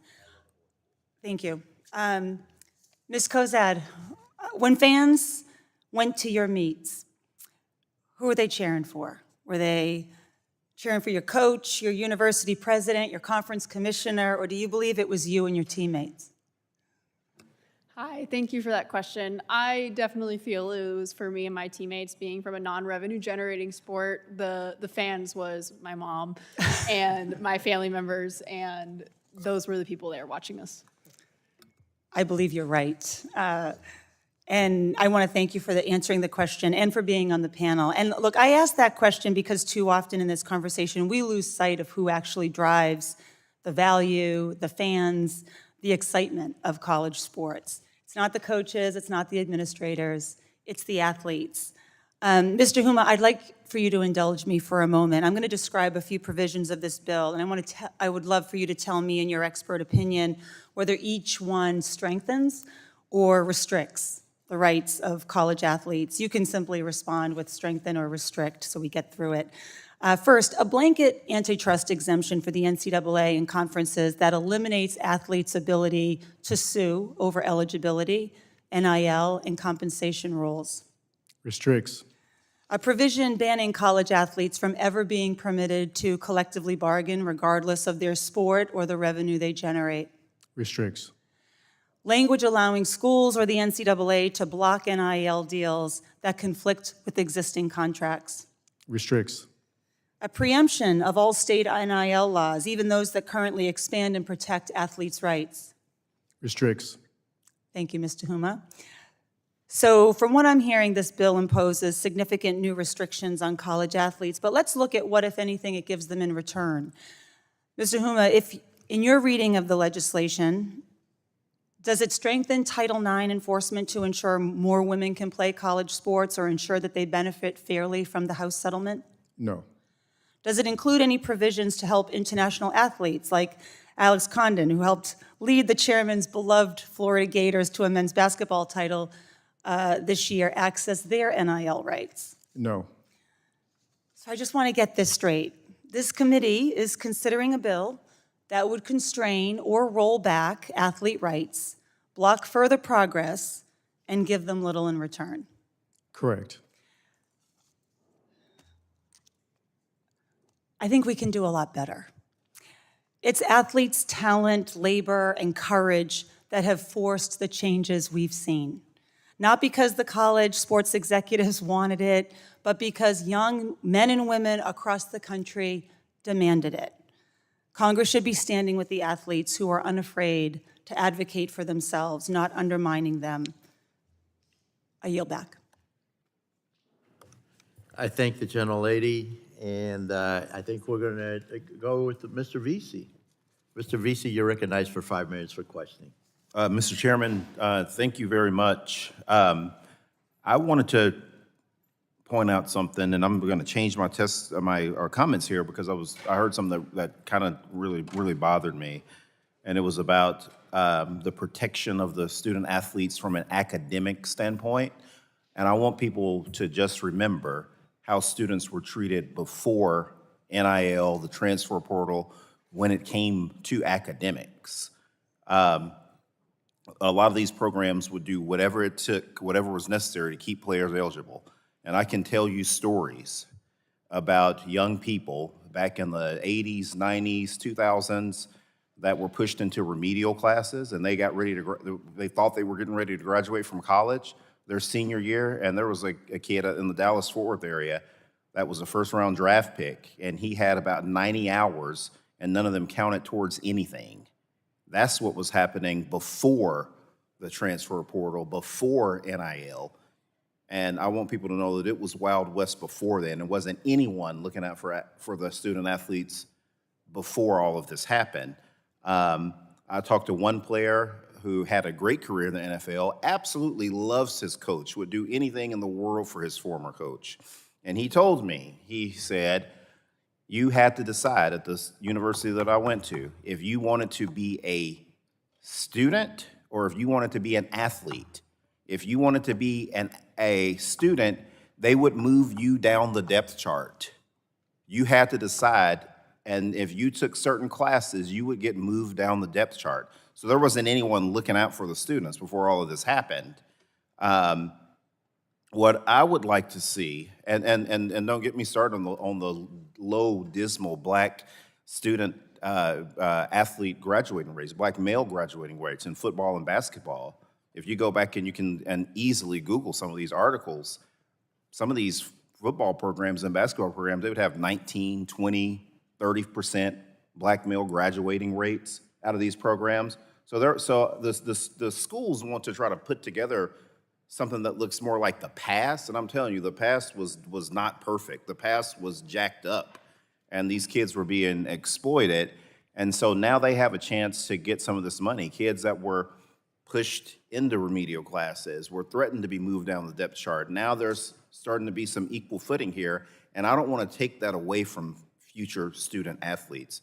I think that would be terrible, and when you start talking about tinkering with the transfer portal, that is exactly what you will do. I do think that there needs to be some rules. I thought it was crazy that kids were transferring during the March Madness, during NCAA. I did not like that at all. Like, that's the type of thing that needs to be fixed, right? I think that's something that we can all agree on. Protecting some of these players that are getting into these risky contracts with people, and they have absolutely no idea what they're doing. I remember when my brother was getting all the letters when he went D1, and we had coaches and recruiters coming in and out of our house, and you know, I was having to try to figure out a lot of that for him, and I was barely 23 years old myself, right? And so these kids, there needs to be some protections for them. Gervin Dexter was recruited to play football at Florida, signed with an agent, and agreed to pay this agent 15% of his future NFL earnings. And now, as a second-round draft pick, he owes this agent $1 million. Like, kids, I mean, and these kids need to be able, and these families need to be able to get in and out of these contracts with much more ease than that. And so those are the type of things that I think that we need to fix, and we need to simplify a lot that's in this bill.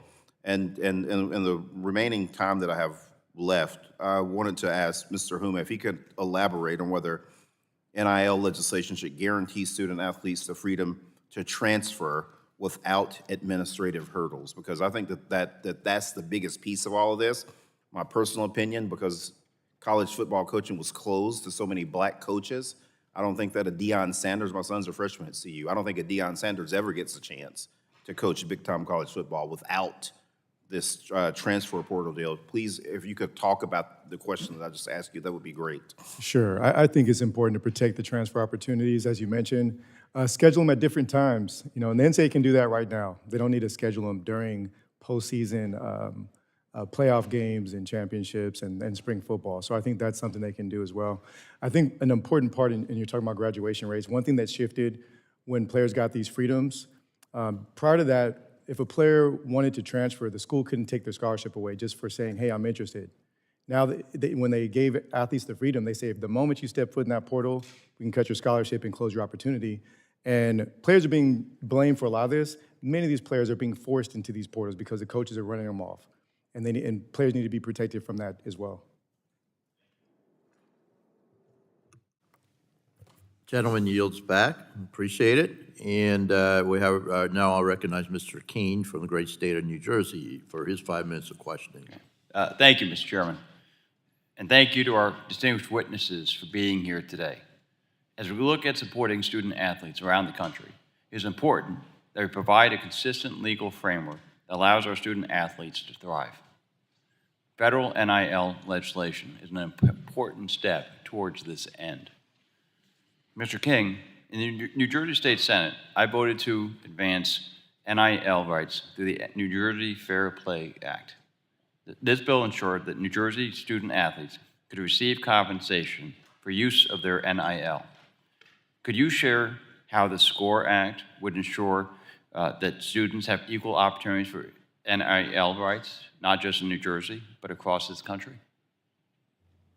Yeah, thank you for the question. And as we've talked about the House settlement, the draft discussion incorporates some of the key parts of the House settlement. And one of those is regulation of NIL agreements other than with the university, outside or third-party NIL. And the settlement and the draft discussion, as I read it, both have the common goal of no limit on student-athlete compensation with one exception, and that is if it is not NIL. It's fake NIL or pay for play, and and it involves a payor, a company that is associated or affiliated with the university. Other than that, I'm sorry, I'm not familiar with the New Jersey law, but other than that, an athlete's ability to earn NIL income from people outside the university remains the same. Thank you. Ms. Montgomery, is there anything that you would like to add on the important impact of federal legislation protecting NIL rights? The only thing I will add is, and I think you alluded to this, is the importance of how this will benefit our student athletes and being able to be informed and being educated as they make these life-changing decisions. A federal framework will now, regardless if you're being recruited by an institution in the state of New Jersey or an institution in the state of Georgia, student athletes now know what that standard is instead of having to deem which one is appropriate and/or the competitiveness that starts there. Okay. Thank you. Ms. Kozad, as a student athlete yourself, you know firsthand the importance of maintaining academic integrity while allowing students to receive reasonable compensation for their name, image, and likeness. Could you share how this legislation would benefit student athletes like yourself? Thank you for that question. Legislation of this nature would benefit student athletes like me because I'm the type of student athlete you don't hear about on the SEC Top 10. And yet there are hundreds of thousands of us out there that are just as capable on capitalizing on NIL and doing a really great job at it. So having universal NIL rules would create that environment where we could all capitalize equally and move forward. Thank you. Thank you. Ms. Montgomery, it's important that higher education institutions can ensure academic integrity while supporting their student athletes' NIL rights. What provisions are important to ensure academic integrity is maintained? Thank you again for that question. I think first and foremost, the ability from an NCAA perspective to maintain our academic eligibility standards. That is something that keeps college athletics at its core, and that's the academic component. When it comes to the name, image, and likeness, I look at this as an enhancement for our student athletes, but it's important that regardless of the framework and the direction that moves forward, higher education and academic and the current eligibility status remain prominent. Thank you. Thank you. Thank you all to every one of our witnesses here today, and I yield back. Thank you, gentleman. Yields back. Now I recognize Ms. Fedorchak, who has waved on for this particular subcommittee. You're recognized for 5 minutes of questioning. Excellent. Good morning, all of you. It's still morning. I'm Julie Fedorchak. I represent the entire state of North Dakota, which includes both the University of North Dakota and North Dakota State University, two Division I FCS schools. So we're very proud of our schools, but they are probably the exact size school that's going to be particularly challenged in this new environment. So I really appreciate you all sharing your expertise and your experiences here today, and just have a couple questions for you. Mr. King, given the wide disparity in budgets and resources among Division I institutions, from $10 million to $300 million, how can we ensure that national NIL policies don't disproportionately benefit the Power 5 programs, while effectively marginalizing non-autonomy conferences like the Big South or institutions like the University of North Dakota or North Dakota State?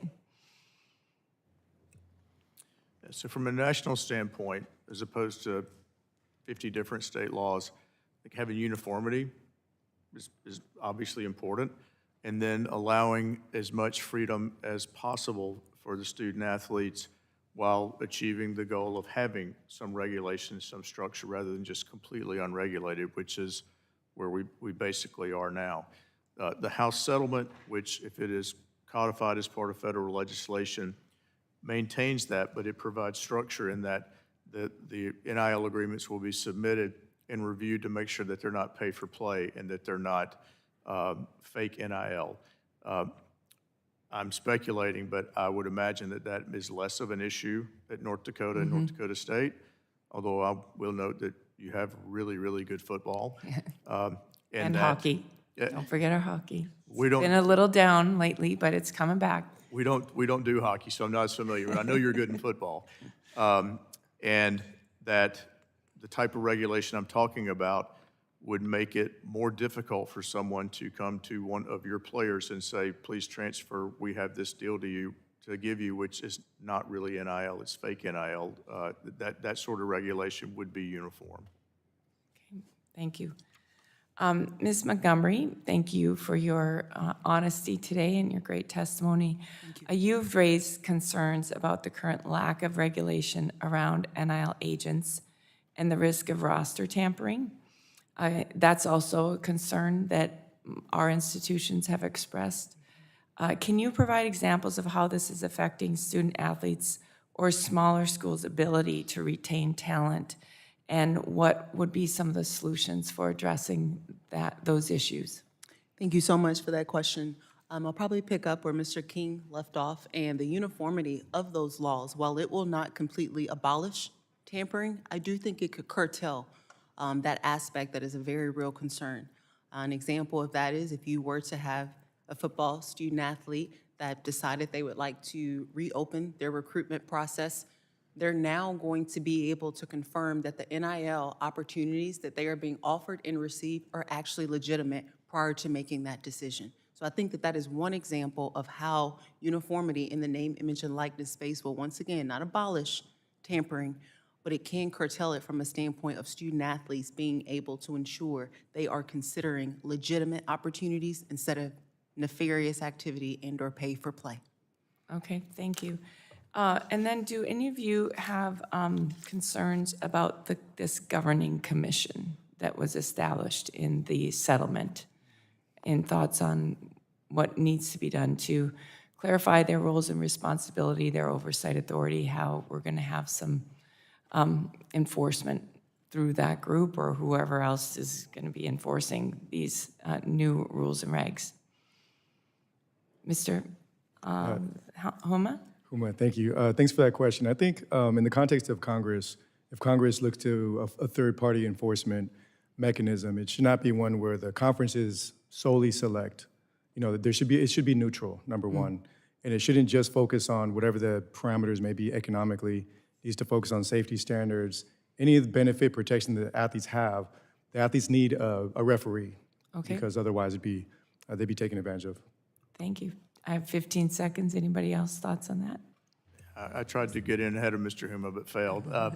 The College Sports Commission has been created to bring life to the settlement, to create a mechanism nationally to regulate and monitor institutional revenue share, to make sure that people don't exceed the limit, to regulate NIL, as I talked about, to ferret out pay for play or fake NIL and make sure that it's legitimate, and to create rules and enforce those. It has already created rules to bring to life the specifics of the settlement, and then there will be rules made in the future to try to prevent people from circumventing or getting around the settlement. So absolutely, I'm very confident in the ability of that commission to regulate in this area effectively moving forward. Okay, thank you. I yield back. I thank the gentlelady. Now I'll recognize my fellow Florida Gator, Ms. Kamick, for her 5 minutes of questioning. Thank you, Mr. Chairman. Liz, he did do it because you are a Georgia Bulldog. He's just much nicer than I am. Thank you to our witnesses for being here today. Obviously, college athletics is something that is all very near and dear to our heart. I'm very proud to represent the Gator Nation up here in our nation's capital, and appreciate everyone's contributions to this hearing today. I'm just going to start with you, Mr. King, talking about the SCORE Act and how the IIAA enforces rules on revenue sharing and NIL disclosures. Now, you flagged the risk of constant litigation anytime the rules change. However, should we be thinking about how to structure the IIAA oversight to avoid these future lawsuits, for example, through transparency mandates or safe harbor triggers that are built into the federal law itself? Yeah, thank you for the question, and you really hit on some of the key issues. So the IIAA, we'll just call it the College Sports Commission, or CSC, has been created to regulate in this area.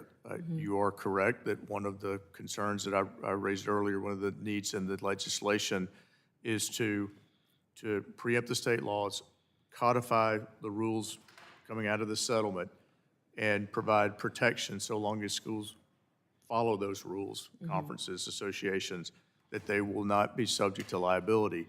We need that structure to give this a chance to work. It is a really good settlement. I want to be respectful of your time, but it is, contrary to Mr. Huma's views, there are some incredible positives in this settlement for athletes that I think no one 10 years ago would have ever thought.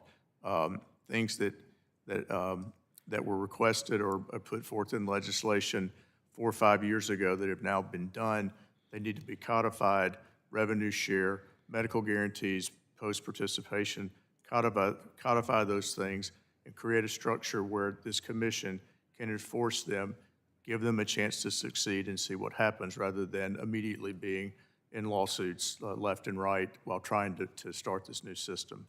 Okay, I appreciate that. Now, of course, the bill would also require that student athletes disclose NIL deals over $600, as we've talked about a couple times here today. And it allows interstate, intercollegiate athletic associations to collect and share aggregated data. My question is this: now, under the framework of the SCORE Act, how do we ensure that the data collected through the process actually gets turned into useful, accessible, comparative information, both for schools looking to maintain compliance, for student athletes trying to understand if fair market value is there, or what oversight or reporting should Congress be considering to make sure that this isn't a one-way data collection exercise? Yeah, so the data collection is an issue that really has not been talked about a lot, but I think it will be a huge advantage for athletes, for people on campus, but it will be respectful of the athlete's privacy. So it will be aggregated, it will be anonymized, you will not be able to learn specifically what Joe Jones gets from his university or he gets from this deal. That will be protected. But Joe Jones will be able to know what an average at his position for an autonomy for school or for an SEC school, what is the average in NIL or in institutional rev share, those sorts of things. Likewise, their agents will have access to that information, as will the university, so it will be a much more candid discussion. Now, we're still working out the details on how that will be shared and with whom it will be shared, how public will it be, but respecting the athlete's privacy while giving everyone involved in this new system the information they need to make informed decisions, I think is a real benefit. And then obviously there's some legal concerns about how the information is shared as well, and we're obviously monitoring and aware of those. But I think it will be a huge positive for everyone when this information is shared. Excellent. Well, and going completely in a different direction here, and talking about Section 3 of the SCORE Act, it says that under this legislation, it affirms the right of student athletes to enter into NIL agreements, which cannot be restricted by their school, the IAA, or the conference. And exceptions exist for schools that can restrict deals that, one, violate the student code of conduct, or two, conflict with the school's existing contracts. Now, I know I'm built for comfort, not for speed these days, but back in the day, I was actually cheering as an undergrad, and there was a situation where several of my teammates engaged in foxy football. It got into a gray area of the school's code of conduct. Under this, is there a preemption that should be required in this legislation? Because school code of conducts are all over the map. Is there something that you see being potentially problematic moving forward where maybe there's a bit of a gray area, maybe adult content that students may be engaging in, while lawful and legal, that could potentially become problematic moving forward? I'd like to open this up to the entire panel. I'll start with you, Ms. Montgomery. I'm sorry, quickly, because I got 30 seconds. Yes, I do think that that could be problematic. Not only is this written here, but I think there's also currently an expectation when it comes to name, image, and likeness opportunities that they do not fall outside of the expectation code of conduct with institutions. With the example that you specifically raised, I do see that potentially being a gray area, one of concern. Thank you, Mr. Huma. I think a baseline good test could be if the school's not partnering with these types of industries, for moral reasons and reputational reasons, that might be a good balance. But I think right now, as written, is very, very broad restrictions that really need to be reeled in. Mr. King. I just looked at the language quickly. It says an institution may, not shall restrict. So it's left to the campus. And I would imagine that in some parts of our country, what would be objectionable behavior to, let's say, an institution with a religious affiliation might not be a problem at all at others. So those can be made at the campus level based on institutional values, and also between the university and the athlete, depending on the circumstance. We've already seen very high-profile athletes sign shoe deals with companies other than the company their university is using. So I think rather than view this as, boy, this is a stonewall, there's no way that this will be handled at the campus level. I would imagine maybe in some areas a policy, but otherwise on a case-by-case basis. And finally, and I know I'm way over time, she's going to go real fast, Mr. Chairman. Very fast. Thank you. I would echo Mr. King. Our institutions are so unique and so different. I come from a mid-major school that is very much smaller than the University of Florida. And what is okay in our university is probably different than what is okay at a big Power 5 school. And so it's really important that it's left in the institution's hands. And I will say that your school has a great reputation. And I have quite a few constituents and family members that attend your school. Okay, now we'll yield to Mrs. Clark, her 5 minutes of questioning. Thank you, Mr. Chairman, and I thank Ranking Member Schakowsky for holding today's hearing. I want to thank our expert witnesses for bringing your expertise to the table this morning. The topic of NIL and college sports is one this committee has been grappling with for years. And with the recent settlement in House v. NCAA, it is more important than ever that we reach some consensus on what exactly our role is here. Unfortunately, in its current form, the discussion draft before us today is something I cannot support. I appreciate Chairman Bilirakis' good faith attempt to create a national standard for NIL deals and desire to create a more level playing field for athletic programs while providing athletes more clarity moving forward. But I have some real concerns with the current iteration of this bill, as well as some of the provisions of the settlement of the House lawsuit. First and foremost, let me state that even though this may not be within our committee's wide jurisdiction, I am extremely hesitant to grant any kind of liability limit or antitrust exemptions at this stage, given that antitrust lawsuits are the driving factor in bringing about this long overdue era of fair compensation for college athletes. Second, major universities have made clear their belief that these athletes should not be classified as employees, and I'm sensitive to that, especially because it could be an existential threat to HBCUs if such a classification were to be made. However, the House settlement and the discussion draft before us today make clear to me that there needs to be some kind of legitimate collective bargaining between college athletes and the NCAA and its member institutions.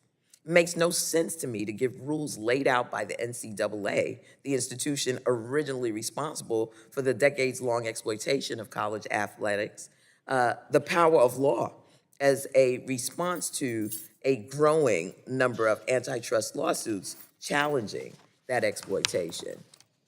You don't protect young people by putting into law the rules regarding their exploitation and providing no mechanism to ensure them a properly fair and fairly administered.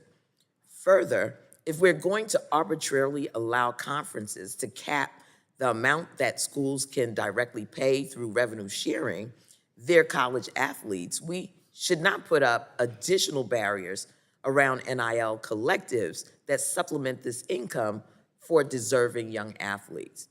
There's more than enough money to go around in college sports, but it seems the NCAA and many universities want to make sure that that money, once donated directly to their programs to enrich themselves and their coaches and administrators, rather than the college athletes. That's not about a level playing field. That seems like greed to me. So, Mr. King, do you know how much money the athletic departments of the 15 public universities in the SEC spent in fiscal year 2024 on severance for coaches they fired? According to one report, the number is over $72 million, and again, that's just for last year. This is part of the reason I'm not particularly sympathetic to any arguments in favor of capping the amount of money players can receive. Mr. Chairman, I ask unanimous consent to enter an article I have on severance pay from AL.com into the record. Without objection, so ordered. Thank you very much. Mr. Humer, thank you for joining us once again. It's great to see such a forceful advocate for college athletes before this committee once again. Can you tell this committee where you think the House settlement and discussion draft of the SCORE Act falls short and could be improved? And is there anything we can do to strengthen health protections for college athletes, for example? I think number one, you mentioned the boosters. You know, they want to shut down boosters' ability to pay players. It's just to re-monopolize it. As you mentioned, boosters before, they could only pay the schools. Once the athletes had their freedom, the boosters can make a decision, and some of that money was flowing to the players. It's now being demonized as fake NIL, and this is bad. The schools just want their money back, and they want to monopolize it. And they're actually excluding, in this draft, they exclude the booster money from being shared with the players. This is just a money grab. $2 billion back in their pockets, and they pay maybe, 1.3 on the way out to revenue share. If they max out, they actually make money in this situation. And as you mentioned, unless they're going to cap coaches' salaries, facilities, and share evenly, I know there was a question about, North Dakota. Why would they support something like this? This benefits the richer, most powerful conferences.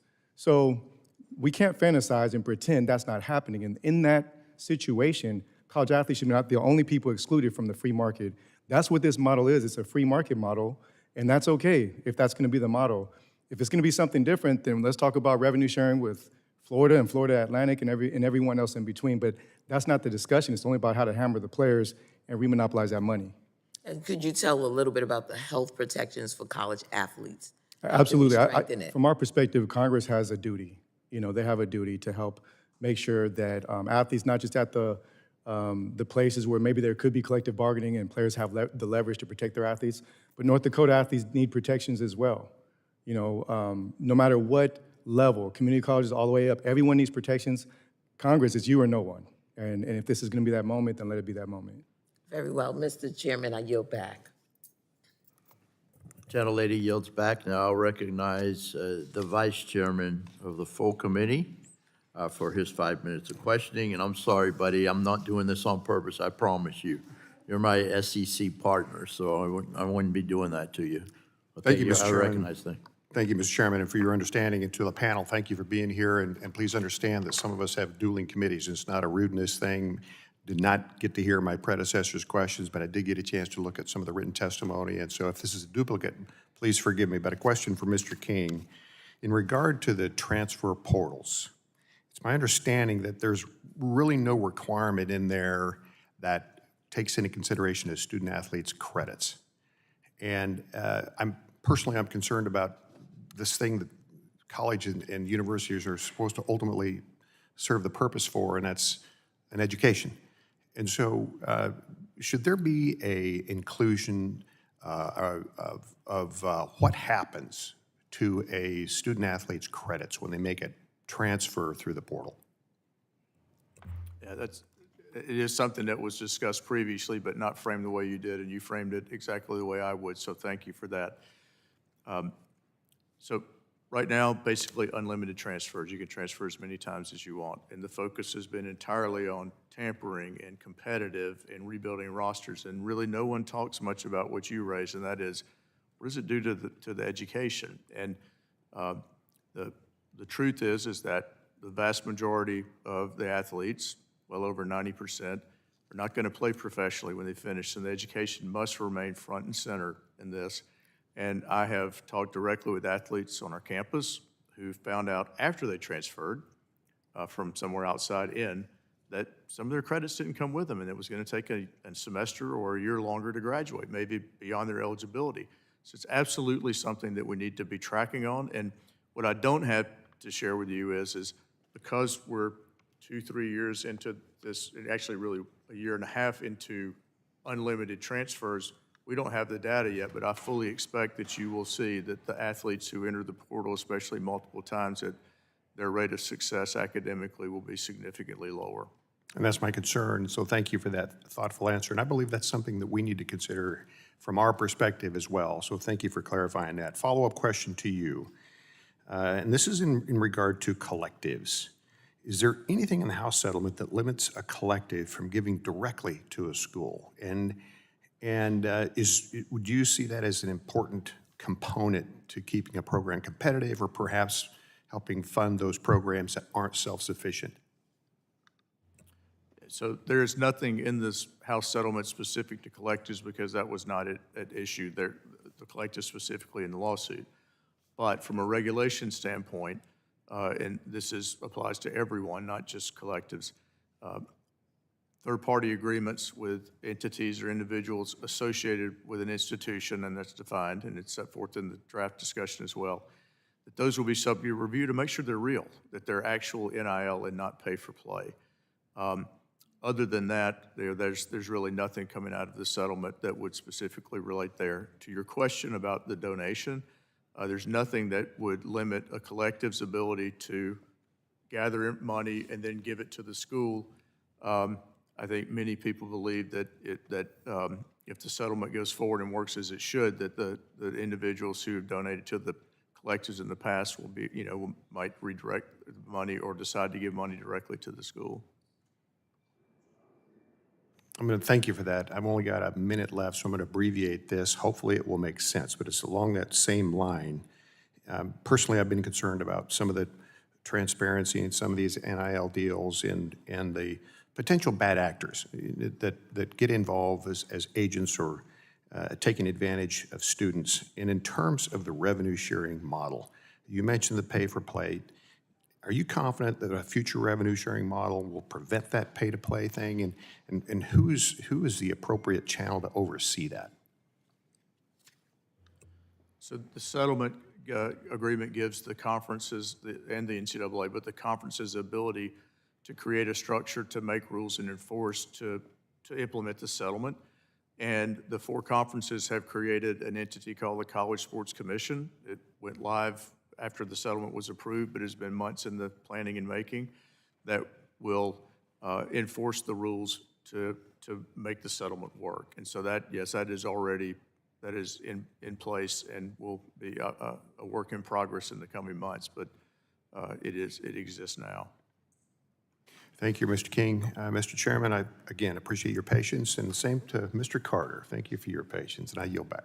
All right, thank you, sir. I appreciate it. Now I yield back to my good friend, I yield to my good friend from the great state of Georgia, Mr. Carter, Chairman Carter, for his 5 minutes of questioning. Well, thank you, Mr. Chairman. We're going to make the Georgia boy go last, I guess. But I really appreciate all of y'all being here. And sincerely, Mr. Chairman, appreciate your work and this subcommittee's work on this most important issue. It's very impressive, not only for a member of Congress to put in that much work, but a member of Florida Gator Nation. But nevertheless, thank y'all for being here. One thing I want to talk to you about real quickly, particularly you, Mr. King, is the walk-on situation. I know that y'all just recently, or the NCAA just recently removed the scholarship limits and put in roster limits to allow more flexibility, particularly for schools that are funding non-revenue sports. And this is of concern. If you'll remember back when the University of Georgia, Go Dogs, won the national championship back-to-back, we had a walk-on quarterback. And that's very important. I know a lot of people who walked on and played in college as walk-ons. And I'm just concerned, and I'd like to ask you, Mr. King, if you'd comment on what you think is the impact of this is going to be if we have the availability of walk-on opportunities limited. Yeah, thank you. That's a really important question, so thank you for raising it.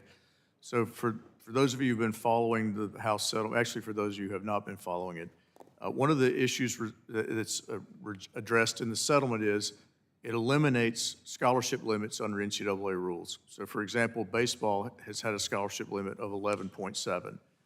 And it was the only sport that had a roster limit before the settlement, and the roster limit was 34. So the coaches had to spread 11.7 over 34 players. After the settlement, those limits are gone, but each sport now has a roster limit. And I believe baseball would stay at 34, from my recollection.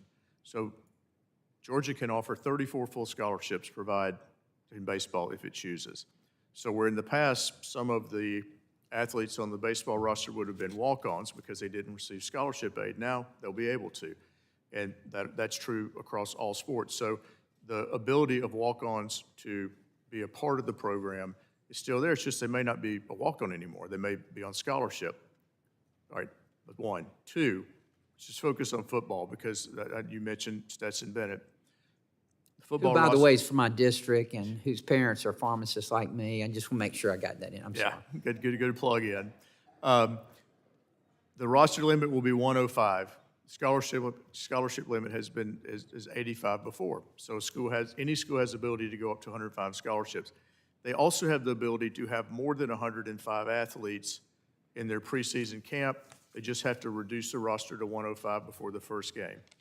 3, as part of the settlement, Judge Wilkin really did not like the fact that that some athletes, primarily walk-ons, were going to lose their roster spot. And so she asked us to address that, and we did. So any athlete who is going to lose their roster spot is given a special status, designated as a designated student athlete, where they don't count. So you'll be able to go to the roster limit and keep any walk-ons or other athletes above that number. And if you have that designated tag, you can transfer anywhere and it goes with you where you don't count. Okay, so maybe it looks worse than it's actually going to be, is what it sounds like. The rest of it, we got about a minute and a half here left, although I believe my Florida counterpart gave 2 minutes extra. Not that I'm not counting, I'm just saying.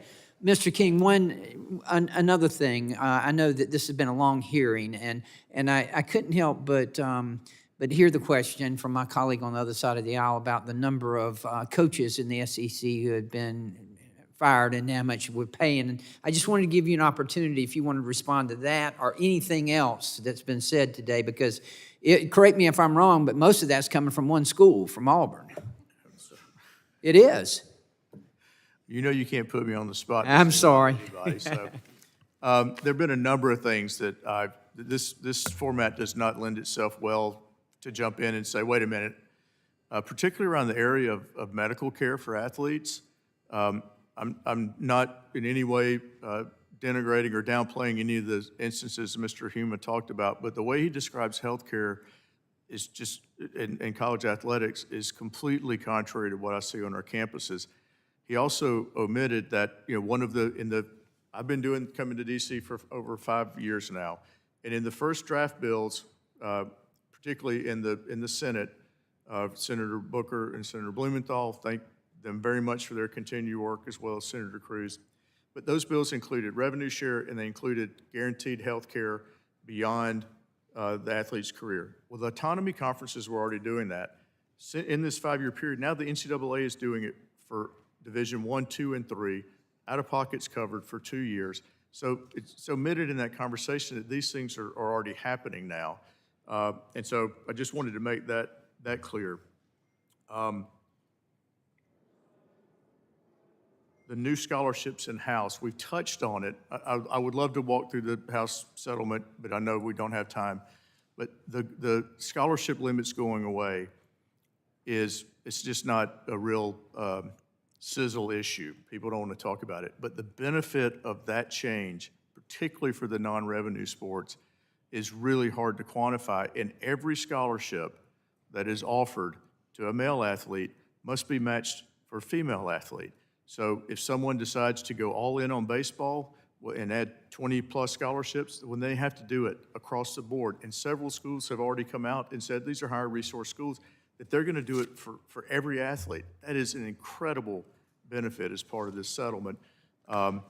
And I would love to talk more about the collective bargaining issues there, but I'm getting the gavel here, so I'll have to go. But one last thing, go Dogs. All right, well, thank you very much. And I'm glad you cleared up that, the roster, because I know that was a sticking point at the end with regard to the settlement is concerned too. So I understand it a lot better. Thanks for asking that question, buddy. I appreciate it. And listen, this was a great hearing, I thought. Very informative.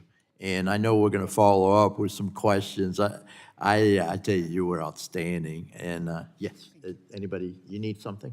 No? Okay. I was going to give her the opportunity to speak, but I know I'm going to follow up with questions. Thank you. But great testimony and cleared up a lot of issues. So I ask unanimous consent that the documents on the staff document list be submitted for the record without objection, so ordered. I'd like to thank thanks for your patience, and thanks for answering all the questions. Members may have additional written questions for all of you. I remind members that they have 10 business days to submit questions for the record, and I ask the witnesses to respond to the questions promptly. Members should submit their questions by the close of business day on Friday, June 20th. So, if there's nothing further, without objection, the committee is adjourned. Right, All right. I agree. Excellent.